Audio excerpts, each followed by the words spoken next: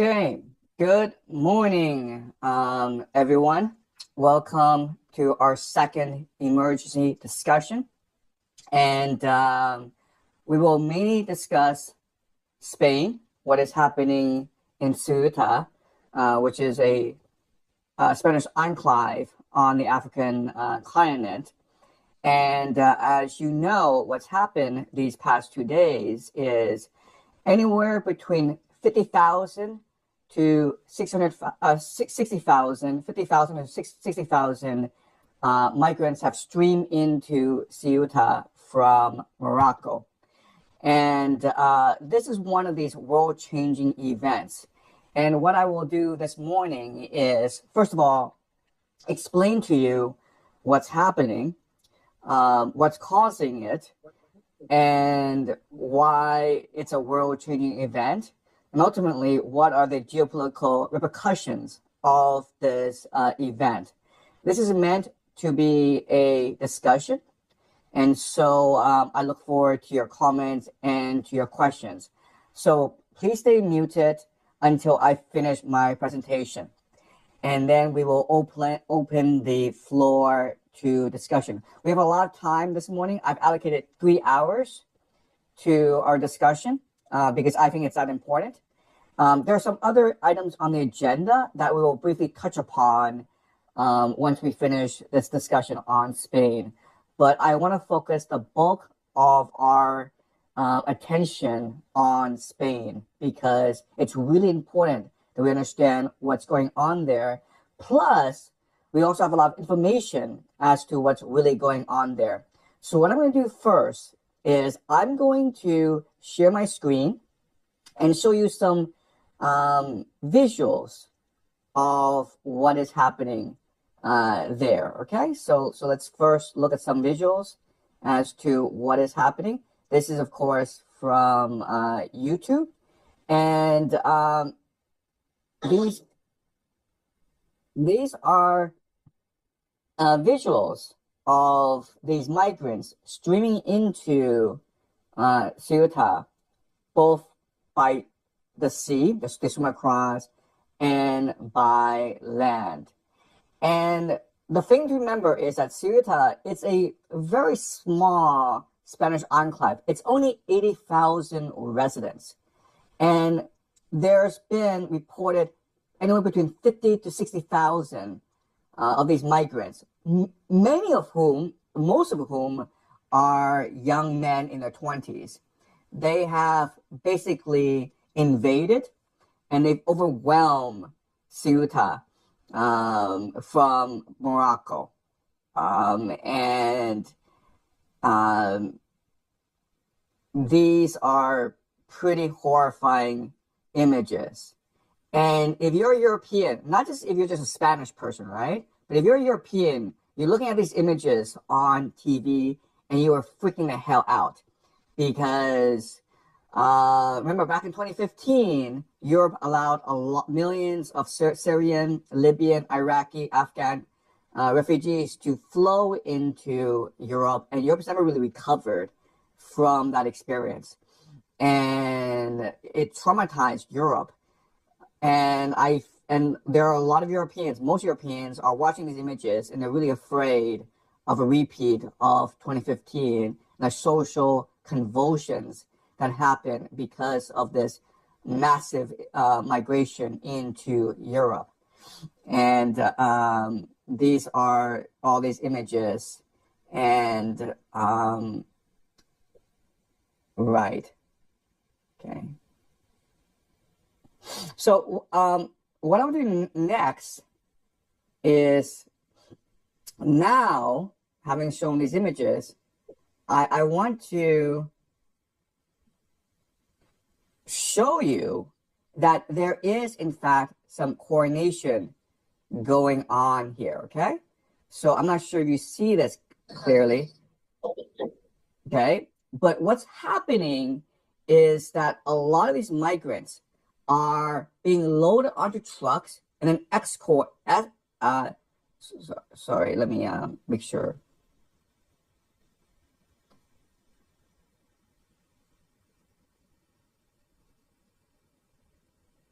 Okay.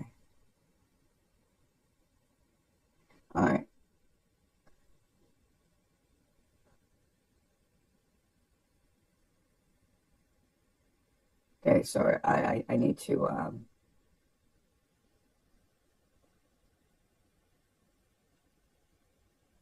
okay. All right, so I'll show you another video, okay? So I hope you guys can see this clearly. But what I want to show you is this. It is clear that many of these men are being loaded onto trucks by the police in Morocco, by the military in Morocco, and they are being sent to the border where they are then offloaded like cattle and being told to rush into Spain. The Moroccans will not prevent them from rushing into Spain. All right? So you can see there's clear coordination here. Again, the man in front, the man in the gray, he is a police officer.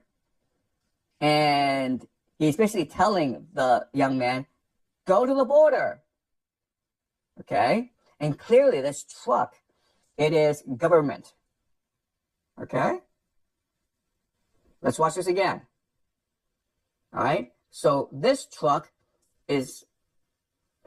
sorry to interrupt, Jung, but the screen isn't being shared. Oh, I apologize. Okay, thank you for okay, sorry about that. Okay, thanks. I'm sorry. I'm completely new to this, but yeah. So can you guys see the screen now? Yes, Professor. Okay, all right. So again, this is like really important you watch this, okay? This is really key to what's going on. You see there's a police officer in front. You see this is a truck, okay? This is not a truck rented by the migrants. This is a truck that is government rented or that has been allocated for this particular purpose of transporting these people to the border between Morocco and Spain. And you can see how jubilant they are. Okay? And the police officer, he is clearly directing them, right? He's making sure they get off the truck and he's making sure they're going in one direction. They're not turning behind, they're not going behind him, they're going in front of him, right? He's directing them like, like keep on going, moving forward. Okay, let's watch this again. You can see how this is clearly being organized at some level.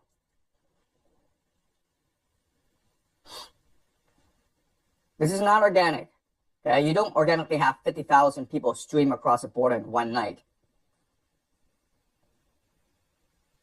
Okay, so that's the second video I want to show you. Now, the third video I want to show you is Donald Trump, who 3 weeks ago, okay, this again, 3 weeks ago, getting really pissed off at Spain because Spain is not allowing America to use its air bases to strike Iran. Spain has what's nothing to do with this war. And at the same time, Spain has always been a vocal critic of Israel, of Zionism. And so this is basically Donald Trump telling the Spanish, hey, watch out, man. Okay. The Spanish. They're members of NATO, but not very good members of NATO. They say, no, we don't want to help other people. What are we doing, huh? They are not behaving nicely, but they will learn. Soon after they relinquish their grip on Cuba and Guam, the Philippines and Puerto Rico, and they were all ours. We got... Okay, so Donald Trump, the thing about Donald Trump is he speaks his mind, okay? And he's a very direct and honest person. So you can glean a lot of information from just a few sentences he speaks. All right, so let's replay this again. The Spanish. They're members of NATO, but not very good members of NATO. Okay, so here he's saying the Spanish are not very good members of NATO. What this means is the Spanish do not obey the American empire. the American Empire wants to use Spanish airspace and Spanish air bases in order to construct strikes against Iran, and the Spanish refuse, which forces the Americans to use British airspaces, which is too far away. Okay, so that's what Donald Trump is complaining about here. They say, no, we don't want to help other people. What are we doing, huh? They are not behaving nicely, but they will learn. Soon after they relinquish their grip on Cuba and Guam, the Philippines and Puerto Rico, and they were all ours. Okay, so Donald Trump, he's a real estate developer. He thinks in terms of real estate, right? So the Spanish have been losing a lot of territory to the American Empire. They lost Cuba, they lost the Philippines. Now they're going to lose Ceuta. Okay, that's what he's implying here. Now the Americans are going to take over key strategic real estate from the Spanish. Okay, so keep this in mind. All right, let's keep on going. Okay, so this man is named Rally Rashad. Okay, I hope I'm pronouncing his name correctly. But he did a great TikTok right after this migrant surge into Ceuta. Explain to us what's going on. And I think he has a fantastic understanding of the geopolitics of this event, okay? So we'll just watch the video really quickly. It's a TikTok video.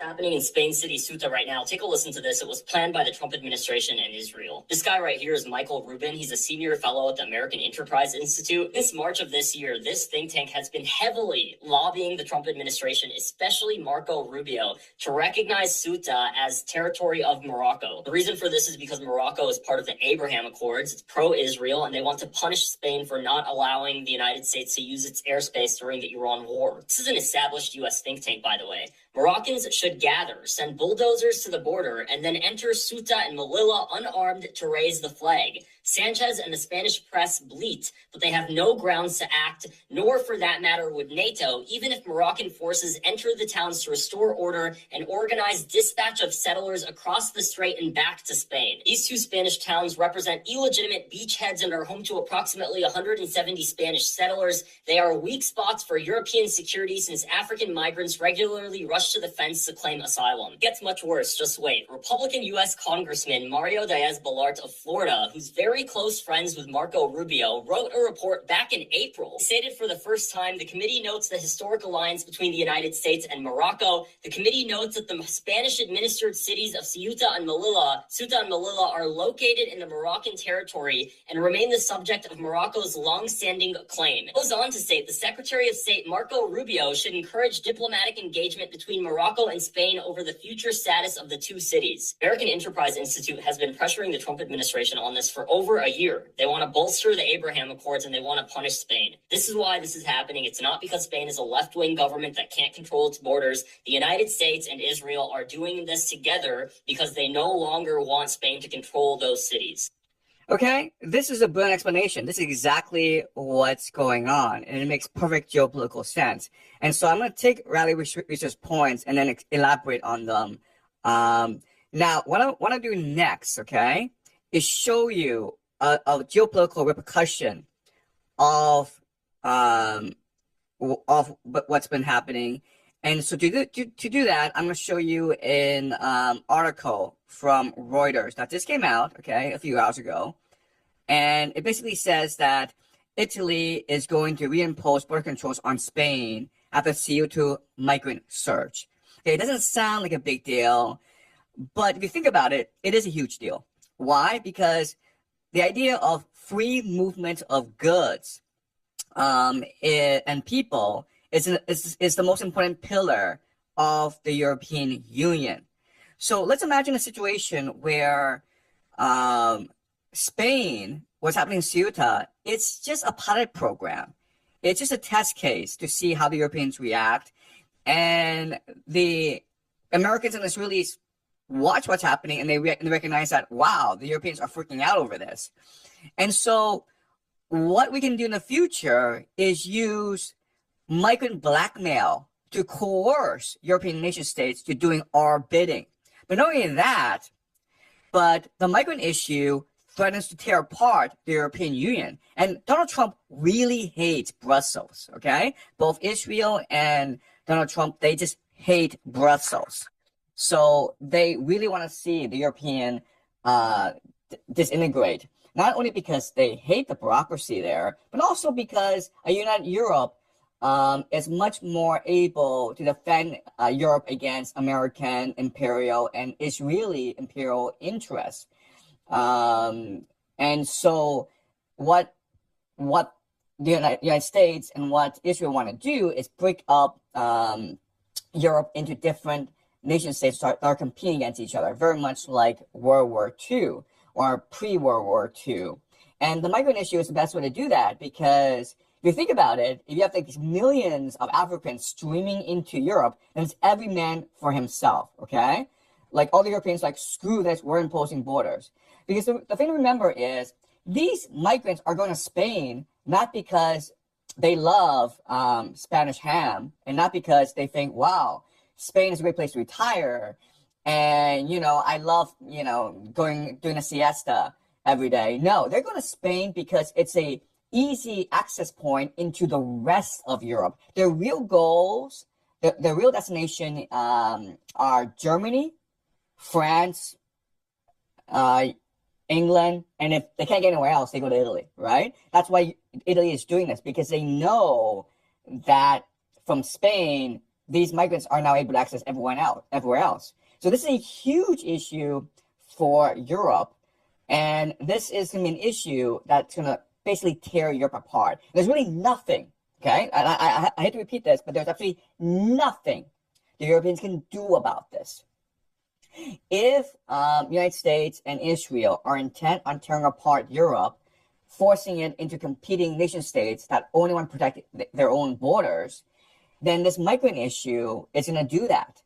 And that's why Morocco is so key, because Morocco is a very easy access point into Europe, as we're seeing from this CO2 mess.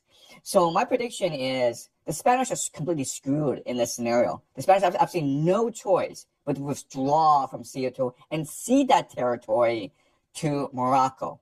Okay? There's really nothing the Spanish can do about this.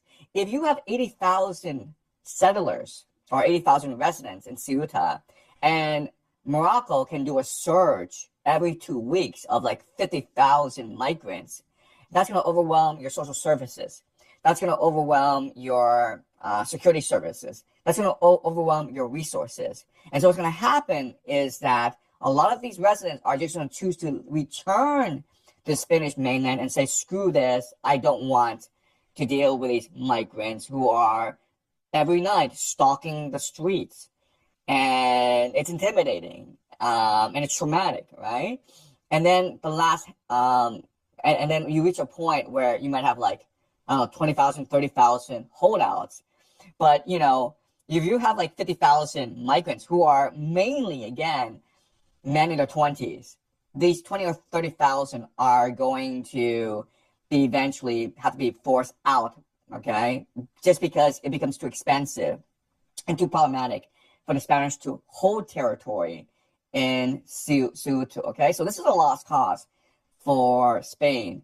And this is important because once CO2 is ceded to the Moroccans, and now the Israelis and the Americans have another strategic maritime choke point called the Strait of Gibraltar. Okay? And this is all part of America's national defense strategy. So this has been planned for many years, and there's tremendous funding, there's tremendous organization behind all this plan, and it's being executed before our very eyes. And this is going to really fundamentally rechange or alter the global landscape that we know. Okay, so having shown you these videos, what I want to do now is do a PowerPoint presentation to show you, to give some background as to what's going on. But again, I can't emphasize enough, this is a real problem for not only just Spain, but for all of Europe. And unfortunately, there's nothing, absolutely nothing they can do about it. Okay, so I'm going to share my PowerPoint now. Okay, all right. All right, let's do it. The crisis in Spain.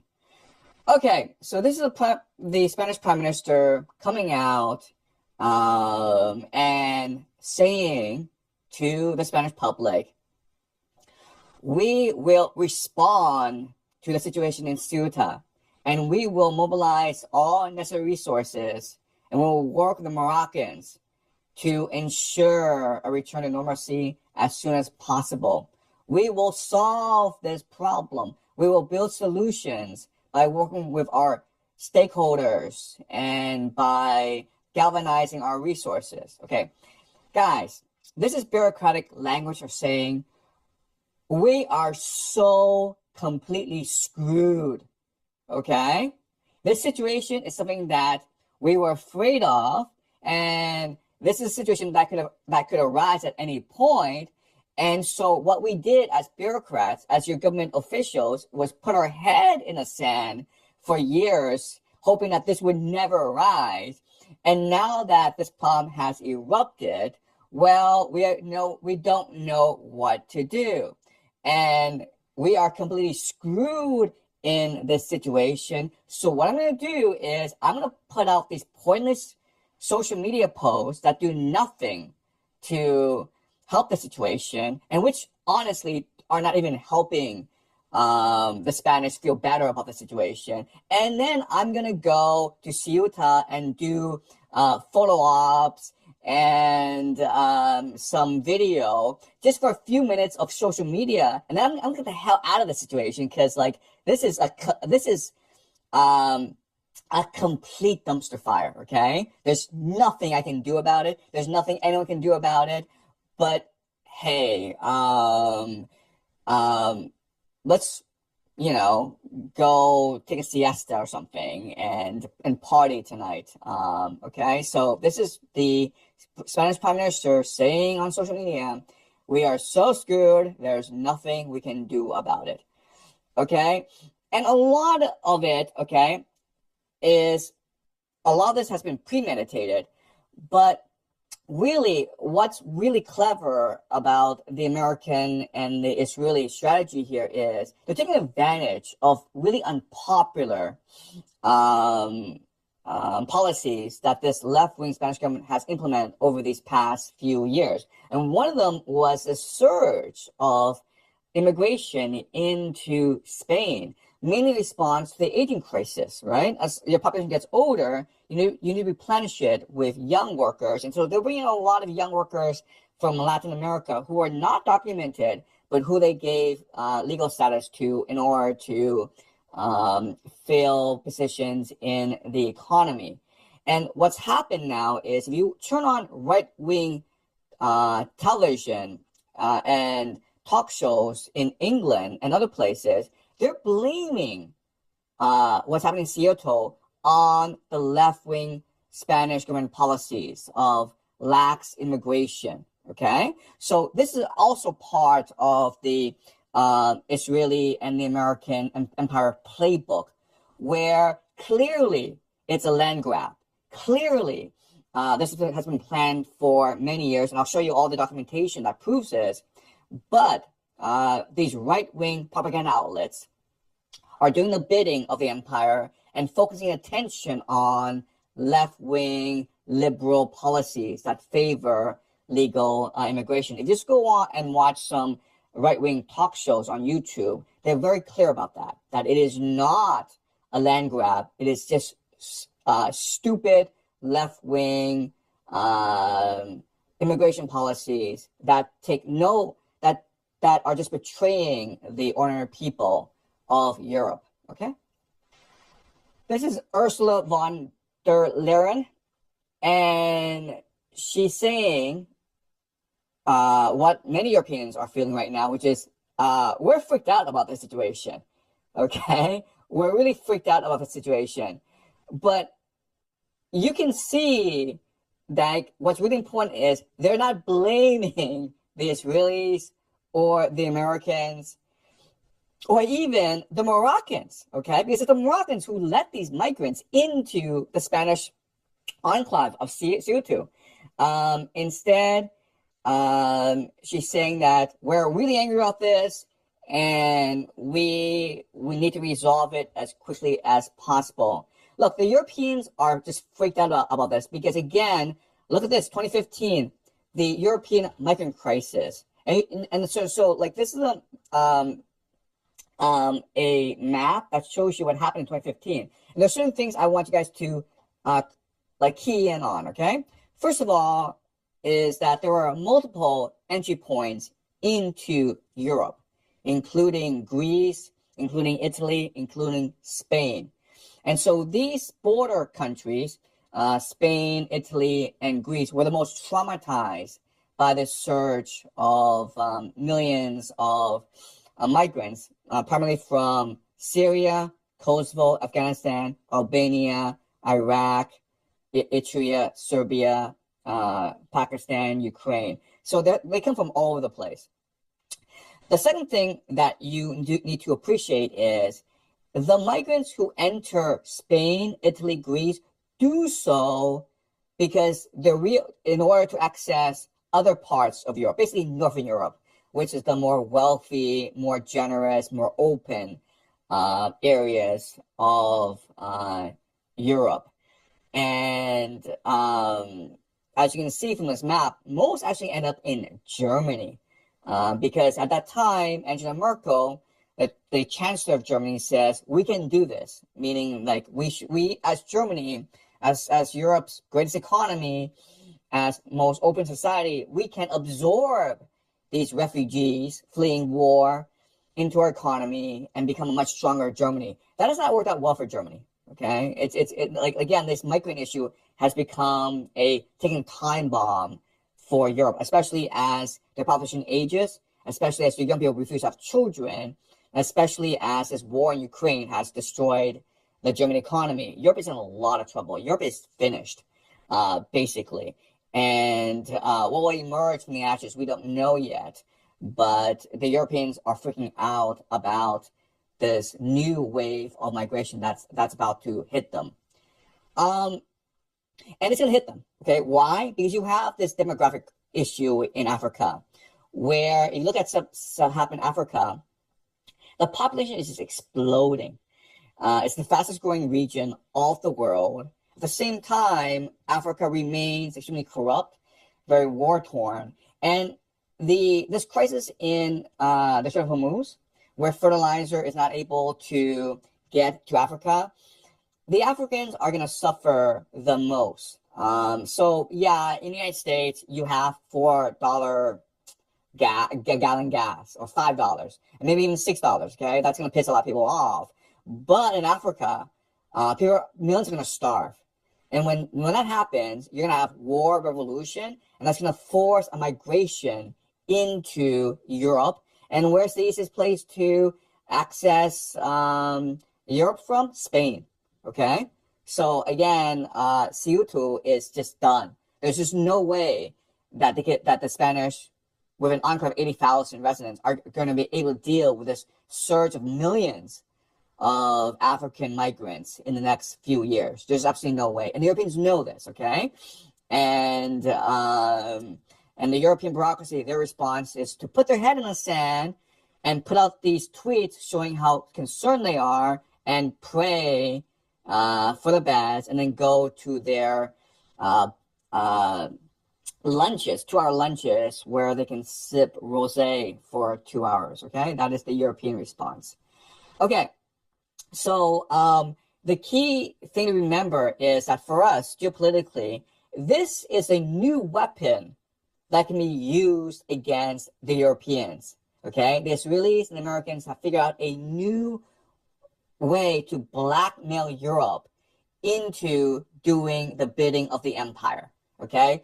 You guys remember the London Blitz? Well, this is basically the new Blitz, okay? So Hitler sent bombers against London, hoping to destroy the morale of the British people, and that didn't work. Well, the Israelis and Americans have figured out a better weapon than torpedoes and bombs and nighttime raids. Refugees, right? Let's just pack millions of refugees onto these boats and send them to England and to France. What are you going to do? Like, is the British Navy going to come out and start shooting at these defenseless migrants who are just seeking a better life? They can't do it, right? So what the Europeans are going to do is say, hey, can you get the Moroccans to go kill these people? Okay? All right? So the Europeans don't care if these people die or not. Okay? All the Europeans care is they don't come to our borders where we're forced to kill them. So let's bribe the Moroccans or the Libyans. Who cares, okay? To kill them before they come to our borders. Okay? And that's the blackmail, the ultimate blackmail that the American Empire can now use to coerce the Europeans to do their bidding, which basically means the Europeans continue to fight the stupid war in Ukraine, which basically means the Europeans send men to die off in the trenches of Ukraine, which basically means the Europeans continue to buy US dollars, which means the Europeans continue to buy US weapons, bribe the Israelis, the Americans to intervene on their behalf against these refugees. This is a huge issue for Europe. The Europeans are completely and utterly fucked, okay? There's no other way to describe this. There's nothing the Europeans can do about this. All right. So Laura Loomer, sorry. I didn't mean to say Larry Loomer. Her name is Laura Loomer, guys. Okay. So what she's saying is the invasion of Spain by Islamic third world parasites is bad for society, but good for the acceleration. We need to make the general public understand Islam is the real enemy, okay? So this is the talking point that these right-wing pro-empire Zionist forces will use throughout this, that this is an Islamic invasion. The Islamists have been planning this for centuries. This is how they will destroy Western civilization, by invading Europe with their young men. This is all part of this diabolical Islamic conspiracy to take over the world. We've got to stop them. And now we know what a threat there is, okay? So stop talking about Israel, guys, okay? Stop talking about Zionism, because Zionism is our friend. Zionism is the only force that can counterbalance Islam, okay? Only Israelis understand the real threat of the Islamists, of Islam, of the Muslims, and only Israel has the balls to fight the Muslims, and so the rest of the world should just follow the lead of Israel. Europe should now be begging Israel to come over and take over Europe, so that the leadership of Europe finally has these balls to take on these Muslims. The Europeans should stop criticizing Israel and start learning from Israel, okay? Let's put these Muslims in concentration camps. Let's deport them. And let's, put microchips into these Muslim animals like we would do dogs, so we can track them and we can monitor them and we can prevent them from committing crime, okay? That's the message that's going to come out over the next few years, or even the next few months, really. Okay, the Israelis have been saying this for the longest time. And so Laura Loomer is really a spokesperson for the Zionist forces in the world. And I don't understand, who she is. She's not charismatic. She's not that smart. And she's just really annoying. But for a reason, she happens to be a very powerful person who can go to Ukraine, meet with President Zelensky, and redeem herself in the eyes of the Ukrainians. because she initially opposed the war. Also, what's really funny is that now she's going to India and trying to get a rapprochement between herself and India. And the Indians really hate her because all she does online is trash the Indians. Okay. So what's the evidence that this has been organized for many, many years now? Okay. This is Muriel Nuthall, and he points out that in 2018, the son of British Prime Minister, the son of Israeli Prime Minister Benjamin Netanyahu, put out a tweet saying, "Let's make a deal. We won't fund NGOs in your country," calling for the taking away of Ceuta, and you will stop funding NGOs in our country that cause us to give away Judea and Samaria. Okay? So what he's saying is, guys, we know how this game is played. You have NGOs, we have NGOs. You have NGOs are calling for the West Bank, for Jewish settlers to stay away from the West Bank, and our NGOs are calling for Ceuta and Melilla to be returned to Morocco. So let's just stop playing this game, okay? So clearly there's a lot of organization behind what's going on these past 2 days. He puts out another tweet, and again, this is information that his team has consolidated and collated from other news sources. Okay, so he's not the one telling us this; he's just repeating this from other places. But what this post tells us is, like, this is an organized thing. This invasion, there is a lot of organization behind it. Okay, we have groups with tens of thousands of members who are sharing maps, who are sharing telephone numbers so they can coordinate this, okay? And the plan again is to reach Ceuta, and then from Ceuta, get on a boat to the mainland, register for asylum, which they can do according to Spanish law, and then basically be a burden on the Spanish welfare system, okay? That's the plan. And they're going in with this intention of being freeloaders on the Spanish system, okay? And again, what's really important is not only are the Israelis and Americans organizing this, but they want us to know that they're organizing this and what the plan is, because they're trying to traumatize Europeans. They're trying to blackmail the Europeans, okay? That's the real plan. Okay, and this is their Netanyahu, who again is a son of the Israeli Prime Minister, who hates the Arabs and the Muslims, but they're encouraging, the son is now encouraging Arabs and Muslims to go invade Ceuta. Okay? Yep. Netanyahu has had a long-standing beef with Spain. He really, really hates Spain, right? He thinks that the Spanish have unfairly criticized the Israelis for committing genocide in Gaza. Like, why would the Spanish have a problem with this, right? I mean, like if I have cockroaches in my basement and I call for an exterminator to come and kill all the cockroaches, why would my neighbor call the police on me? Why would the neighbor complain? Clearly, this is personal. Clearly, it's because, my neighbor doesn't like me. It's clear the Spanish don't like the Israelis. Well, you know what?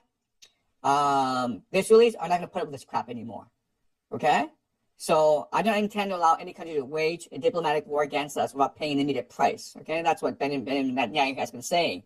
And also, what's really funny is, remember last week was the World Cup, and the World Cup was between Spain and Argentina, and Benjamin Netanyahu was rooting really heavily for Argentina. In fact, the entire nation state of Israel was rooting heavily for Argentina, and again, they really hate the Spanish, and the Spanish won. Okay, and now a week later, you have this massive migration from Morocco to Spain, and this is not at all petty.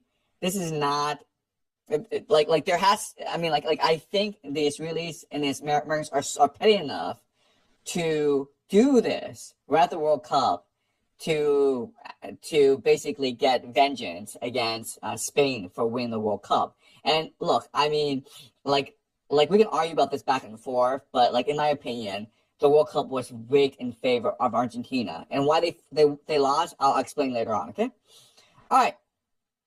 Morocco, just a few days before renames their highway after Trump. Okay, well that's interesting. Remember, Morocco was one of the most enthusiastic supporters of the Abraham Accords. Morocco was one of the few Arab nations to sign the Abraham Accords. In return, the United States recognized Morocco's control over the Western Sahara, which they wrestled from Spain.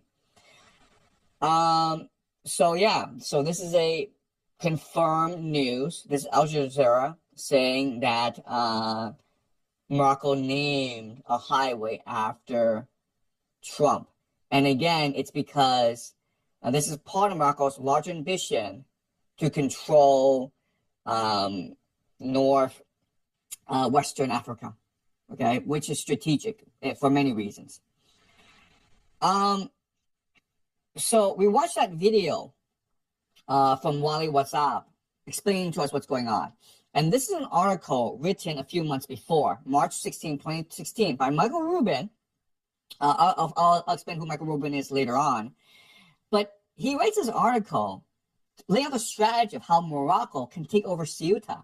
And the answers and his solution is really straightforward, really simple, and saying like just march in there, right? There's 80,000 residents in Ceuta. You've got millions of people. Just march in there and claim it for yourself, just like how the settlers, these Jewish settlers, march into West Bank and claim what's theirs. Okay, take action, be proactive, show some balls, and it will be yours. Okay. And this is a strategy that he lays out. Morocco should gather, send boulders to the border, just crush the border, and then enter Ceuta unarmed. And are they going to shoot you? Good luck, man. Right? And there's nothing the Spanish can do about it because their laws, institutions, their culture prevent them from shooting unarmed civilians. Okay? So they criticize us, the Israelis, for shooting unarmed civilians. But let's use that against them. They think they're so high and mighty. They think they're so virtuous. They think they're better than us. Okay, well then let's use that against them.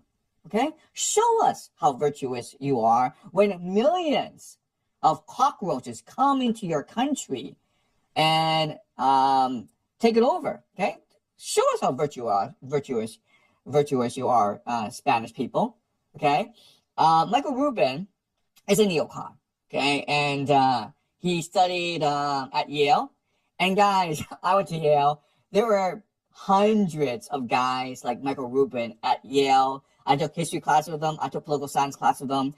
They are the most pompous, the most idiotic people you will meet. They speak with pure confidence, but they don't actually know anything. Okay, that's what Yale does to people. Yale teaches you how to speak with absolute confidence and hold your point. And that's what Michael Rubin is, okay? That's what these neocons are. They're clearly Zionists, and they use the idea of democracy, human rights, freedom, in order to promote their Zionist agenda, okay? So Michael Rubin is like, well, we're doing this because we are anti-colonial, okay? The Spanish have colonial territories in Morocco. They stole this land from Morocco, and therefore we have a historical responsibility to reclaim this land for the indigenous people. Okay? That's why we're doing this. This is Amin Ayoub, who is supposed to be a policy analyst and writer based in Morocco. If you read what he writes, he's clearly a Zionist asset. He's clearly an Israeli asset, even though he's probably Arab. But, he writes this article. If you actually read this article, It just tells us exactly what the plan is, okay? They're not even bothering to hide it because they want people to know what the plan is, right? So we're going to Spain because Spain sucks. Spain is supposed to be a NATO ally, and they refuse to let the Americans use their Air Force bases. Wait, sorry. So, Matt, did you have a comment or question? Could you? Yeah, Professor. I just have a comment. Couple of things. I think the Seattle takeover might have economical reasons behind it. I think you touched on that already. But Morocco is a major exporter of minerals and fertilizers, and a major hub for EV batteries. So there could be a bigger plan here with the island takeover. The second point is, I think the Jews were expelled in the 1400s. I'm sure you know that.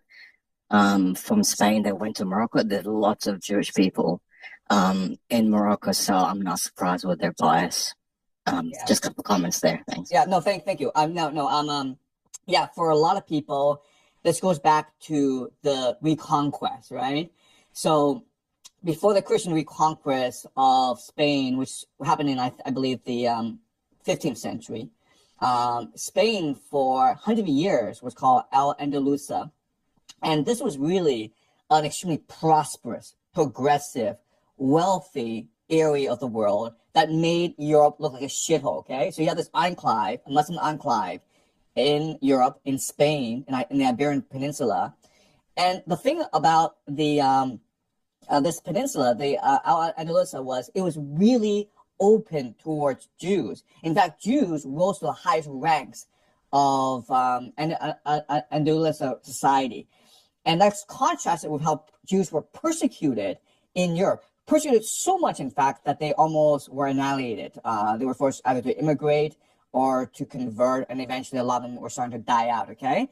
So Al-Andalusia was a major embarrassment for the Catholic Church, for Europe, and that's why they launched this massive campaign to destroy that Muslim area. And as you point out, that just forced a lot of people to go to Morocco. And so there's, as you point out, there's historical animosity that dates back hundreds of years, but they won't point this out, okay? But you're right, it is there. You're also absolutely right in that there's an economic factor. There's to this, and we'll discuss this later on, okay? But I first want to point out that there's a lot of documentation that this was premeditated, and this is being executed, and this is really well organized, okay? And this has high level support, mainly from Israel and from the United States. And this article just gives it's a roadmap. It's a plan, and it basically tells exactly what the intention is. And if you read the last sentence, okay, the last sentence reads like this. For Israel, implying Morocco's claim is not charity. It is strategic investment in a partner that, across the Strait of Gibraltar, holds the key to one of the world's most vital maritime choke points. Okay?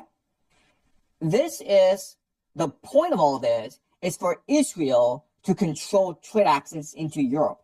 The Strait of Gibraltar is crucial to trade, and once Morocco has control over Ceuta, then the United States and Israel have control over maritime trade in the Mediterranean. Okay, that's the real purpose. This is why they're going to all this trouble. Okay, so it's economic.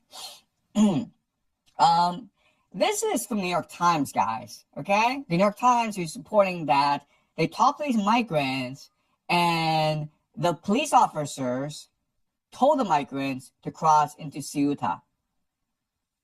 Okay? They want us to know this. They want the Europeans to know this because the Israelis and the Americans want to use this as blackmail against the Europeans. I cannot emphasize this enough.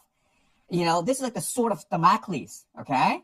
What the Americans and the Israelis are saying, like, we know your society, the Europeans, you're most afraid of illegal migrants, refugees from Africa, from the Middle East, from Asia. And guess what?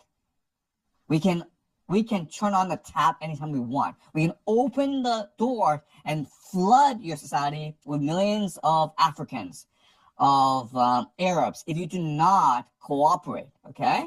They want the Europeans to know exactly what's going on. That's why that's why it's so blatant. That's why there's so much documentation. That's why even the New York Times is reporting this. Okay, New York Times didn't report about Nord Stream. New York Times didn't report about a lot of things, but it's reporting that the Moroccans are helping these migrants access Spain. All right, again, the choke point is key. So right now, as you can see, the Strait of Gibraltar, it's basically divided.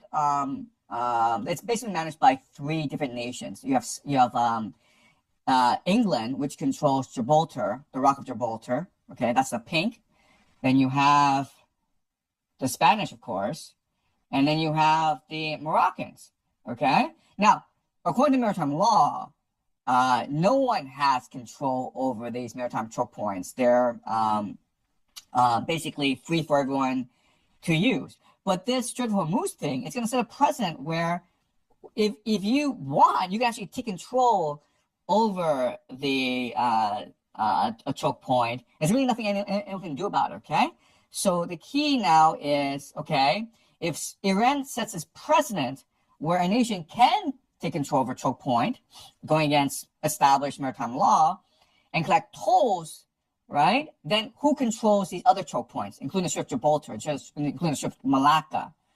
And the answer is, well, whoever's willing to take control, okay? So Ceuta is really important for Morocco to establish sovereignty over the Strait of Gibraltar, which would be like an economic boom for Morocco, okay? And it's pretty obvious, okay? So you've got a lot of people on Twitter pointing out that Israel is calling on Spain to hand over Ceuta to Morocco, okay? This is really interesting. This is the Vox leader, okay? So the Vox is the right-wing populist party of Spain. And the Vox leader is blaming left-wing policies of the current government for all that's happening, okay? And what he said is the Iranian and Venezuelan regimes have financed the far left in Spain over the last 15 years. That's why Pedro Sanchez is Ayatollah's best friend in Europe and Maduro's best friend. Really strange thing how these right-wing political parties in Europe, including Vox, including Marine Le Pen's party in France, they're really good friends of Israel, okay? These are Zionists. You also have Tommy Robinson in England, who is essentially a puppet of Zionists, okay? But basically, another really important objective of what's going on is to destabilize the current government of Pedro Sanchez and replace him with this guy, Santiago Abascal. Okay, and once he's in power, I guarantee you, he will completely reverse Spain's policies. Okay, Spain will basically become a U.S. Colony if he were to obtain power. And again, I hate to say this, but Spain is in a lot of trouble, and I think there's a very good chance that he comes into power, especially as this migrant issue becomes worse. But basically, the Israelis and the Americans have figured out the Achilles heel of the Europeans, which is migration, and there's nothing the Europeans can do about it. All right. Wall Street Minute says, yeah, the end goal is for Morocco to lay claim over Ceuta. Okay, and then control the Strait of Gibraltar. Syrian girl, who's very good, by the way. I like her posts a lot. But she also points out the same thing. Bruno Marquez is saying the U.S. has come out and saying that Ceuta and Melilla are not part of Spain. Okay, yeah. So it's all being coordinated. Even Nick Fuentes, okay? I mean, like, I'm really confused about Nick Fuentes because sometimes he says things that are so on point that I think he's brilliant, okay? And then, of course, sometimes he makes these really silly, absurd comments like, you know, like the Charlie Kirk assassination was committed by this lone wolf guy named Tyler Robinson. And yeah, okay. So he's not consistent, but here he's very, very direct, very, very clever. It's brilliant what he says. This is all part of this grand alliance between Morocco, Israel, and the United States. What Nick Fennis says is the reason Republicans support the invasion of Spanish is that they're doing this on behalf of Israel. That's exactly correct. Yep. All right. Wally Wassad points out that the Americans have been planning this for a long time. They've been planning to take over Ceuta and Melilla from the Spanish for a long time. Okay, and again, there's a lot of documentation. They want you to know this. Okay, they're not hiding this. They want us to know this. They want us to discuss this because this way we recognize that we have absolutely no power to stop this. Okay, when I mean us, I'm not saying us, you and me. I'm saying the Europeans. Okay, they want the Europeans to know this because for the Americans, this migration issue is a sort of Damocles. Okay, it's what allows them to control the Europeans. Okay, so I did some ChatGPT research, and I want to know what's going on militarily between the United States and Morocco. And it turns out there's a lot, okay? So April 2026 at the Pentagon, these two countries, United States and Morocco, signed a 10-year agreement on long-term military moderation, okay? So the goal is this. The goal is Morocco will lay claim on the Strait of Gibraltar because they have the most legitimate claim to that area. But it's American military that will be responsible for controlling the Strait of Gibraltar, okay? So basically, this is a silent takeover of the Moroccan military by the American military. And now Morocco will just become a proxy of the empire. Okay. If our analysis is correct, then there should be two other major flashpoints, both of which are major maritime choke points. Okay. Obviously, the most major maritime choke point is the Strait of Malacca. Okay. And again, April 13th, 2026, Indonesia and the United States sign an alliance.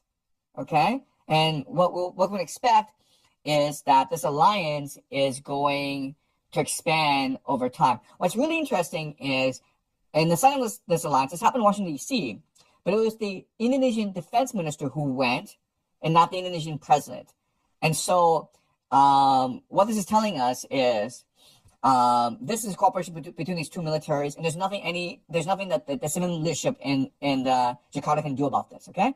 They don't care what the people think. The Indonesian military is independent, and now it will become a proxy of the American military in Asia, and eventually they'll manufacture a crisis for the Indonesians to exert control over the Strait of Malacca. Right now, they share control of the Strait of Malacca with the Malaysians. Okay, and the Malaysians are also very anti-Zionist. So we can expect, okay, this is a prediction, but if our analysis is correct, we can expect some flare-up between Malaysia and Indonesia, where Indonesia, for the sake of, global trade, exerts greater control over the Strait of Malacca, all supported by Israel and the American military. China, okay? So China recognizes this. It's something called the Strait of Malacca dilemma, meaning that China recognizes that most of their trade passes through the Strait of Malacca. And so for the past few years, they've been trying to develop something called the Arctic route, okay? So basically just trying to access Europe through the Arctic. And with climate change and with this growing alliance between Russia, they can do that, okay? And that's why the Americans want Greenland, okay? So it's a major flashpoint where at some point the Americans will just take over Greenland, and there's something the Europeans can do about it. Yeah, the Europeans will bitch, but again, the sword of Damocles, the sword, right? You piss off the Americans, and they're going to let in millions of Africans and Arabs into Europe, and they're going to make their way to Denmark. So play along, Denmark, or we will use these migrants against you, okay? So eventually the Americans will take over Greenland. And it's important because going back to this map, it will strangle China, okay? Greenland is meant to block access into Europe, okay? And once you have these 3 choke points in place, the Strait of Malacca, the Strait of Gibraltar, and the Arctic route, the Chinese are completely blocked from Europe, okay? And this, again, is all part of the National Defense Strategy. And guys, it's a very short document. It's only 33 pages, okay? So you can go on, you can go to the Department of War website, and you can download this for yourself. And it's really important that you read this because it lays out very clearly what the American plan is moving forward, okay? And this is ChatGPT just summarizing for you what the important points are. And the key I want us to focus on is one major aspect of the National Defense Strategy is to keep critical sea lanes open, okay? And how do you do that? Well, you take over them, right? You maintain control over these maritime choke points at the Strait of Gibraltar, Strait of Malacca, and the Arctic route in order to maintain peace and prosperity in the world, okay? So this is double speak, right? All right, so let's summarize what we've learned so far. One really important takeaway is we're seeing how the United States and Israel are really joined at the hip, how their policies, their strategies align together. They basically work in unison together.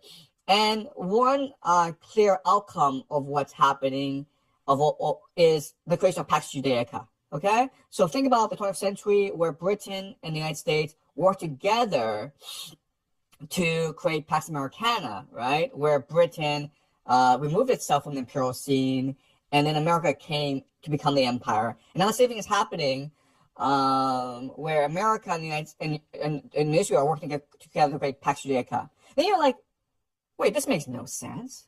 What are you talking about? Why would Britain surrender its empire to the United States? And why would the United States surrender its empire to Israel? Okay, and the answer is transnational capital. Okay, so you think these places, Britain, United States, Israel, are controlled by the people because they're democracies. No, guys, okay? They're controlled by transnational capital. And transnational capital has this insatiable need for growth, for capital accumulation and consolidation, right? And that's why they do empire. The empire is not something that the people willingly agree to do. It's something that's forced upon them. The problem with empire is that eventually it exhausts the nation state, okay? So transnational capital is a parasite on the nation state. And they force the nation state to engage in empire to expand transnational capital. But eventually at a point, the people just get exhausted. And they're like, we're sick of this crap. In which case, screw this, we're moving somewhere else, okay? So basically, the parasite then basically kills the hose, and the hose moves somewhere else. So it went from Britain to America. Now the parasite, transnational capital, it's killing America. Okay, it's creating political polarization. It's creating all this inequality. It's created all the ingredients for civil war. In which case, transnational capital is like, screw this, we're moving to Israel, okay? Because Israel will be the new center of the world. And do the Israelis want transnational capital? No.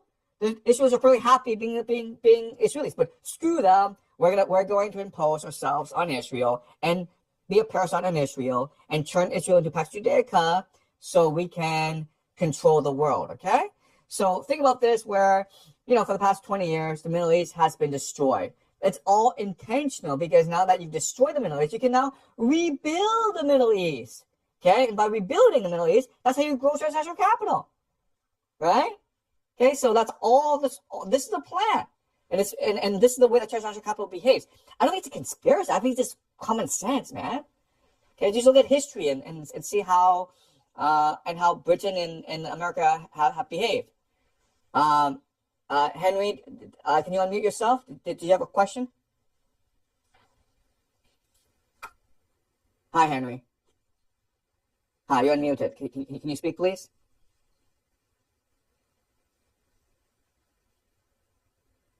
Sorry, Henry, I can't hear you. Are you speaking? Okay, you're unmuted. Okay, all right. Anyway, okay, let's move on to point 2. Anthony, yeah, can you unmute yourself? Hello, Professor. Thank you for this privilege, really. I'm joining from Armenia, and I was born in Iran, so I have best of the both worlds. I have some experience about this refugee thing. Can I talk about this refugee system that was created by the Jews in the first place? Because I had an experience. Okay. Well, I mean, like, yes, but like, I wouldn't say this was created by the Jews, right? I mean, like, but yeah, but go on. Okay, we Armenian used to live in Iran for a long time. After the Islamic Revolution, suddenly a Jewish company started to take Armenian refuge to America. It's called Hayas.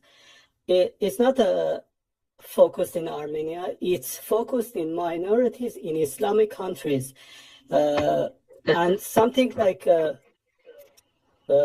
2 million Armenian or more than, I forgot the number. It took refuge to USA, and literally free. You just had to pay $3,000, go to Austria, and they take you refugee in the USA. What I understood from this point of refugee is that refugee is gonna be your vassals and your slaves in the new host country after some years. Right now, we are seeing that in America, people started to rise against the system which was their thing. And the refugees are replacing the people in America. If you see all the politicians, like this New York mayor, they were refugees. Once they were refugees, and now they are part of the system. So they are replacing the people of the country. This is the point of refugee. And why I'm saying Jews, I don't have anything against the Jews, but it's a fact. It was the Jewish company. All the NGOs were controlled by Jewish entities. I have lots of things to say, but before we were moving from this topic, I just had to say this thing. Thank you very much. Okay, so thanks so much. Yes. So I'll point out that, yes, there may be Jewish companies involved.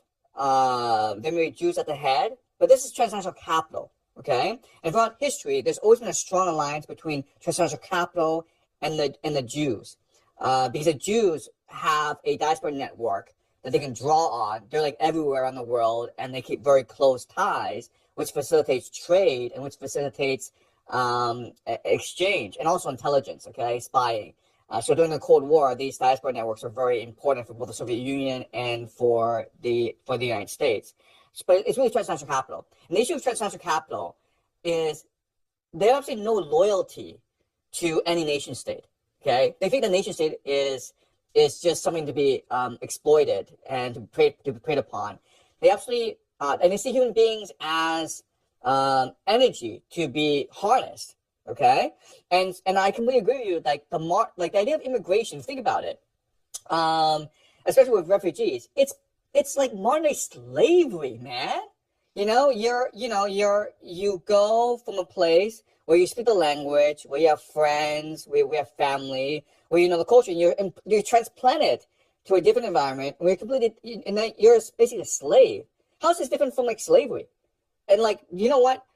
Throughout human history, we were doing this. We were going to other nation states, we were going to other territories, and we were capturing people and then transferring back to our territory where they were forced to be slaves, and they could only be loyal to us because they only knew us. They were completely dependent on us. Okay, so this is slavery. The idea of like refugees. Let in refugees because we're humanitarian. and because we're virtuous. That's bullshit, okay? It's slavery.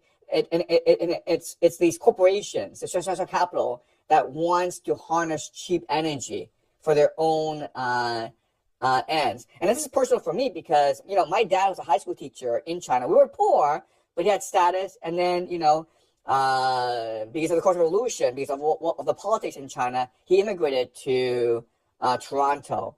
And we were a very poor family. Like, my dad was a dishwasher for like 40 years. It was a stupid system because my dad was a dishwasher and he worked like 10 hours a day and had 2 managers who didn't do anything. Okay? So that's what Canada is. Canada's like a modern slave system, pretending to be multicultural, where they bring in like these millions of refugees and poor people, and they exploit the labor so that, these middle-class Canadians can go to college every weekend. It's a disgusting system, all right? And I think that we should call it for what it is, all right? Bela, Bela, can you unmute yourself, please? Yeah, thank you, Professor. Can you hear me? Yes, I can hear you fine, yes. Yeah, I just wanted to ask about Europe and especially Germany.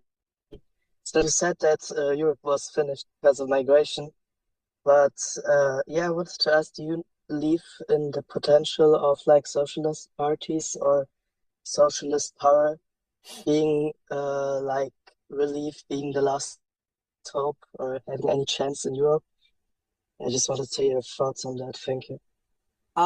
Yeah, I think Germany is done. I think that it's not just the immigration issue, but it's also their social structure, their dependency on NATO. There are a lot of issues in Germany. There's also the aging crisis in Germany. But these like advanced Western civilizations have become very complacent, have become very corrupt, and just full of hubris and very bureaucratic. Okay, and so it's very hard for me to see how Germany sort of navigates the situation. But what's interesting is like Germany will be asked to fight this war against Russia. So it is in the best interest of the Israelis and the Americans to encourage social and political and cultural revolution in Germany.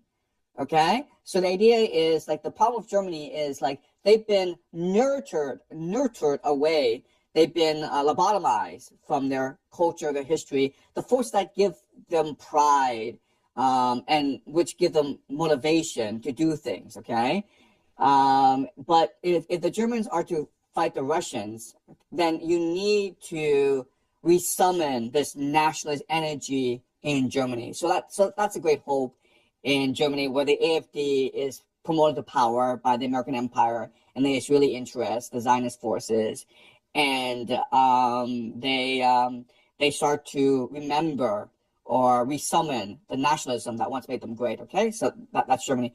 Henry, could you unmute yourself, please? Henry Pong. Yes, I'm back. Do you hear me now? Yes, I can. Yes. Okay, sorry about that before. Yeah, Professor John, I just want to ask about, because you're talking about transnational capital, and I think it was in one of your lectures before, and maybe some research elsewhere, that it goes back. It's just not like recent Israel or Zionist. It goes back even farther, right? Like we talk about like Rothschild, Rockefeller, and even beyond that. So would you be able to talk a little bit more about that? Because it seems like if they're moving away from US and going to Israel, and you're saying that Israeli themselves, they don't want it because it's even beyond that.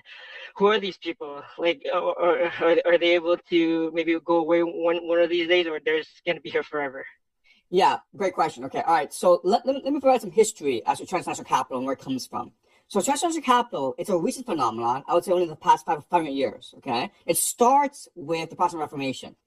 So what's happening is that at this time, the Catholic Church is in control. It's a very authoritarian society. And so it's a very authoritarian institution, and it demands the complete obedience of all Christians. And its main mechanism of control is the idea of heaven and hell, right? So if you obey the Catholic Church, you are sent to heaven.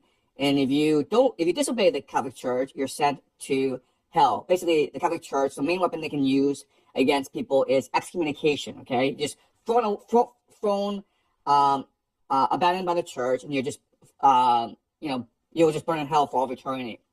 So the Protestant Reformation was a response to the authoritarianism of the Catholic Church. And the main doctrine established at this time was called Calvinism, or he proposed the idea of double predestination. Okay, and his argument is, screw the Catholic Church. The Catholic Church does not have the authority to send people to heaven and hell, because God, at the beginning of time, at the start of creation, has already decided who is going to heaven and hell. Okay, it's called double predestination. Everything has been decided at the beginning of time. It's all fate. It's all part of God's plan. And so this negates the authority of the Catholic Church, because the Catholic Church doesn't have the authority now to decide who goes to heaven and hell. God has already decided. But now what this does is create a central dilemma in people. Like, how do you know if you've been picked by God or not? Well, the obvious answer is, well, it depends on how fortunate you have been in society, right? If you became very wealthy, then it means that God favors you. So the way to resolve this fear and anxiety is to become rich. But once you become rich, you can't actually spend the money, because otherwise you would be virtuous, right? Otherwise, God wouldn't favor you. So the idea of Calvinism is you have to become very rich and even richer to prove God favors you. And you can't spend the money, you can only invest it, okay? And this creates the impetus for capitalism, because this is unique in human history, where, like, now that you have money, you don't spend it, you just go invest it, you just go put it in the bank, and this creates the modern financial system, right? Because if you think about it, throughout most of human history, if you had money, the first thing you would do is give it to your friends and family, because that's how you build status in your society, right? So when the Vikings went to conquer, when the Vikings went to raid England and Ireland, they brought back all this gold, and then they gave it to their friends and had all these major feasts to celebrate, because all they were interested in was a status that came from wealth, not the wealth itself. The Calvinists are unique in that they were only concerned about wealth itself and not the status that comes from wealth, because wealth was their ticket into heaven. Okay, so is that clear? All right, now what this happens is Calvinism gives birth to the Dutch Republic. The Dutch Republic becomes the wealthiest era of the world at this time, because imagine a society where everyone's just obsessed with wealth accumulation, right? Well, it becomes very wealthy over time. The problem with the Dutch Republic, though, is, well, they're wealthy, but the Habsburg Empire can come and just steal it from them. So what they do is this. They make an arrangement with England where the Dutch Republic transfers their wealth to England for safekeeping. This is what we call the 1688 Glorious Revolution. Okay? And as part of this agreement, they create something called the Bank of England, which is started in 1694. The Bank of England is unique because it's the first time in human history where all the private deposits, the private capital, is guaranteed by the state, by Parliament. Okay? So before, if you're rich, you would lend money to a prince or a king to fight a war. That's problematic because the prince could die, the prince could say, screw you, I'm not going to pay you back, or the prince could lose the war. It was very risky.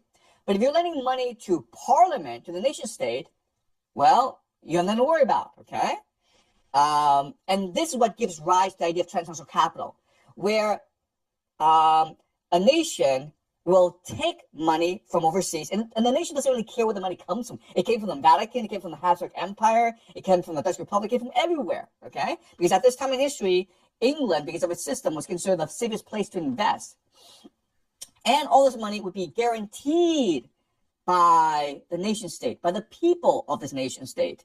And this gives rise to the British Empire. And again, the idea is once the capital comes in your country, transnational capital comes in your country, it can now dictate policy. Because not only do you have to guarantee this transnational capital, but you also have to do the bidding of the transnational capital.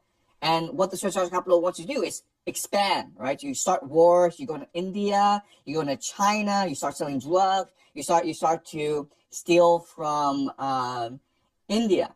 And then what happened was they recognized that the best place to invest the money was actually the United States, right? So all this money that they stole from India and China, they went over and invested in the United States. And then this gave rise to the Federal Reserve, which is modeled off the Bank of England, okay? So that's the history of transnational capital.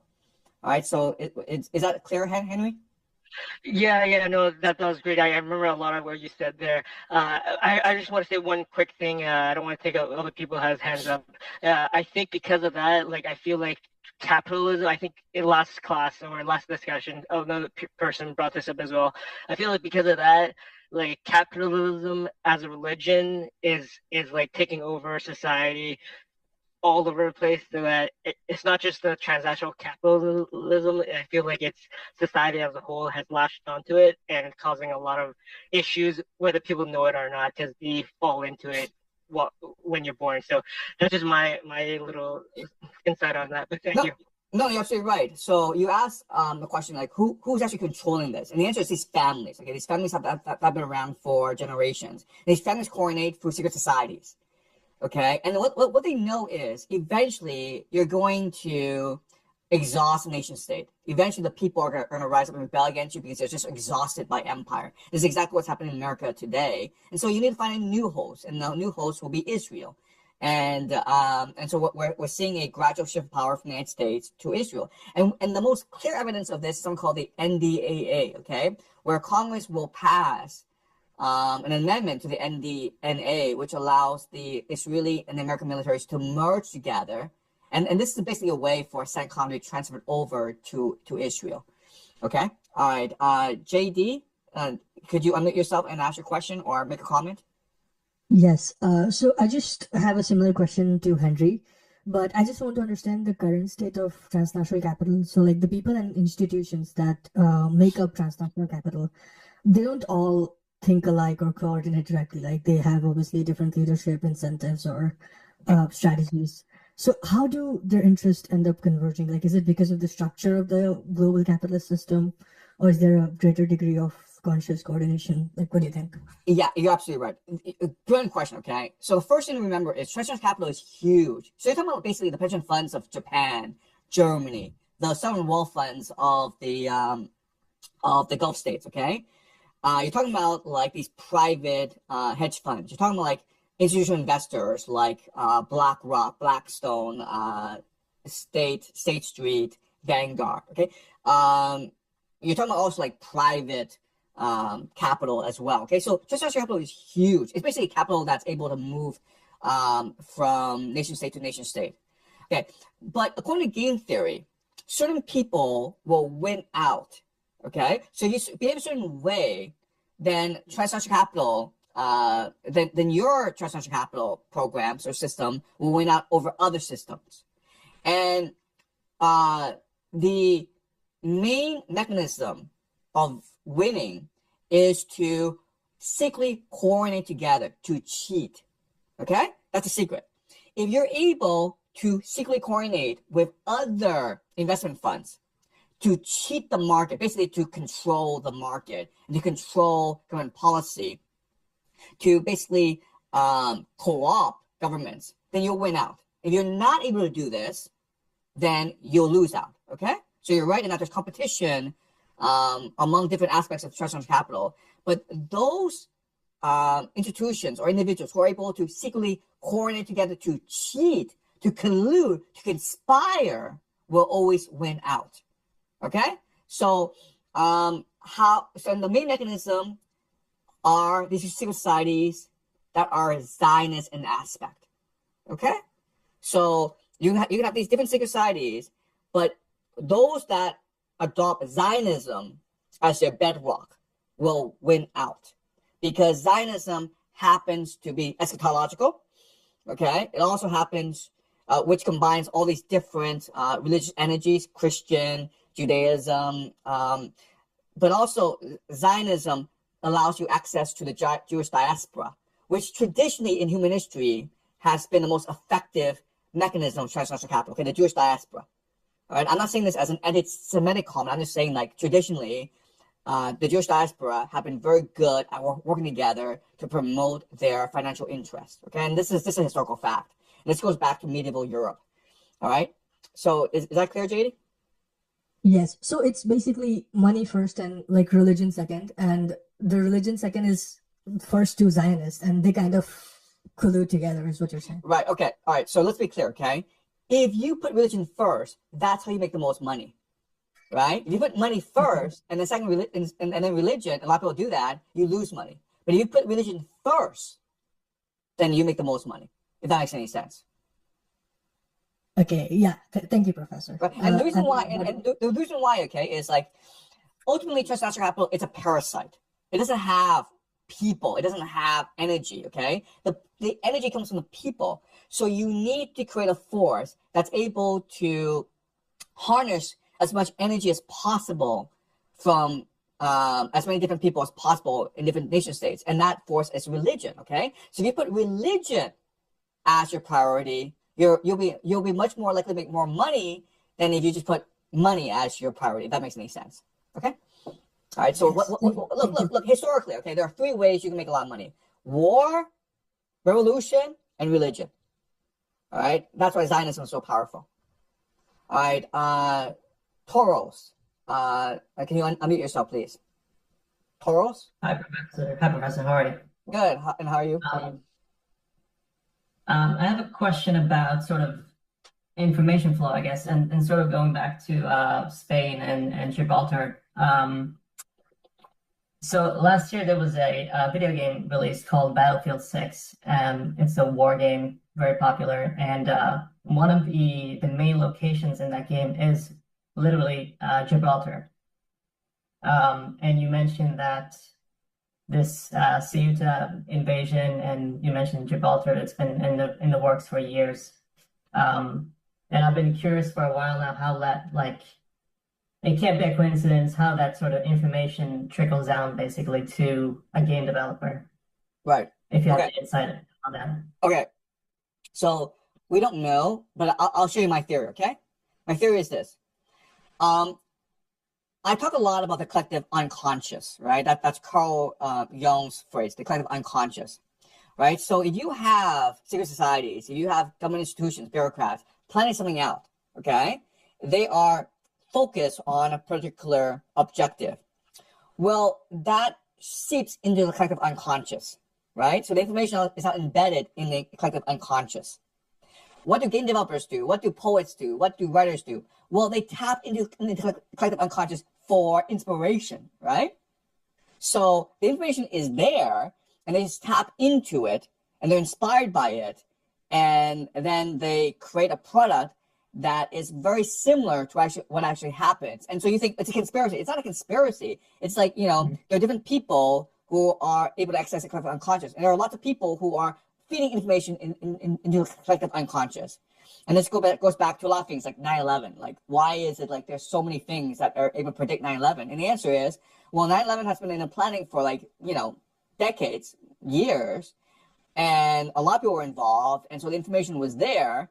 And so this writer, you know, who's maybe drunk or high or who's doing psychedelics, he just accesses this information one day and then uses it as a story plot. Okay, and the classic example is it's called a lone gunman. Okay, and the pilot for it, it's just the plot of 9/11.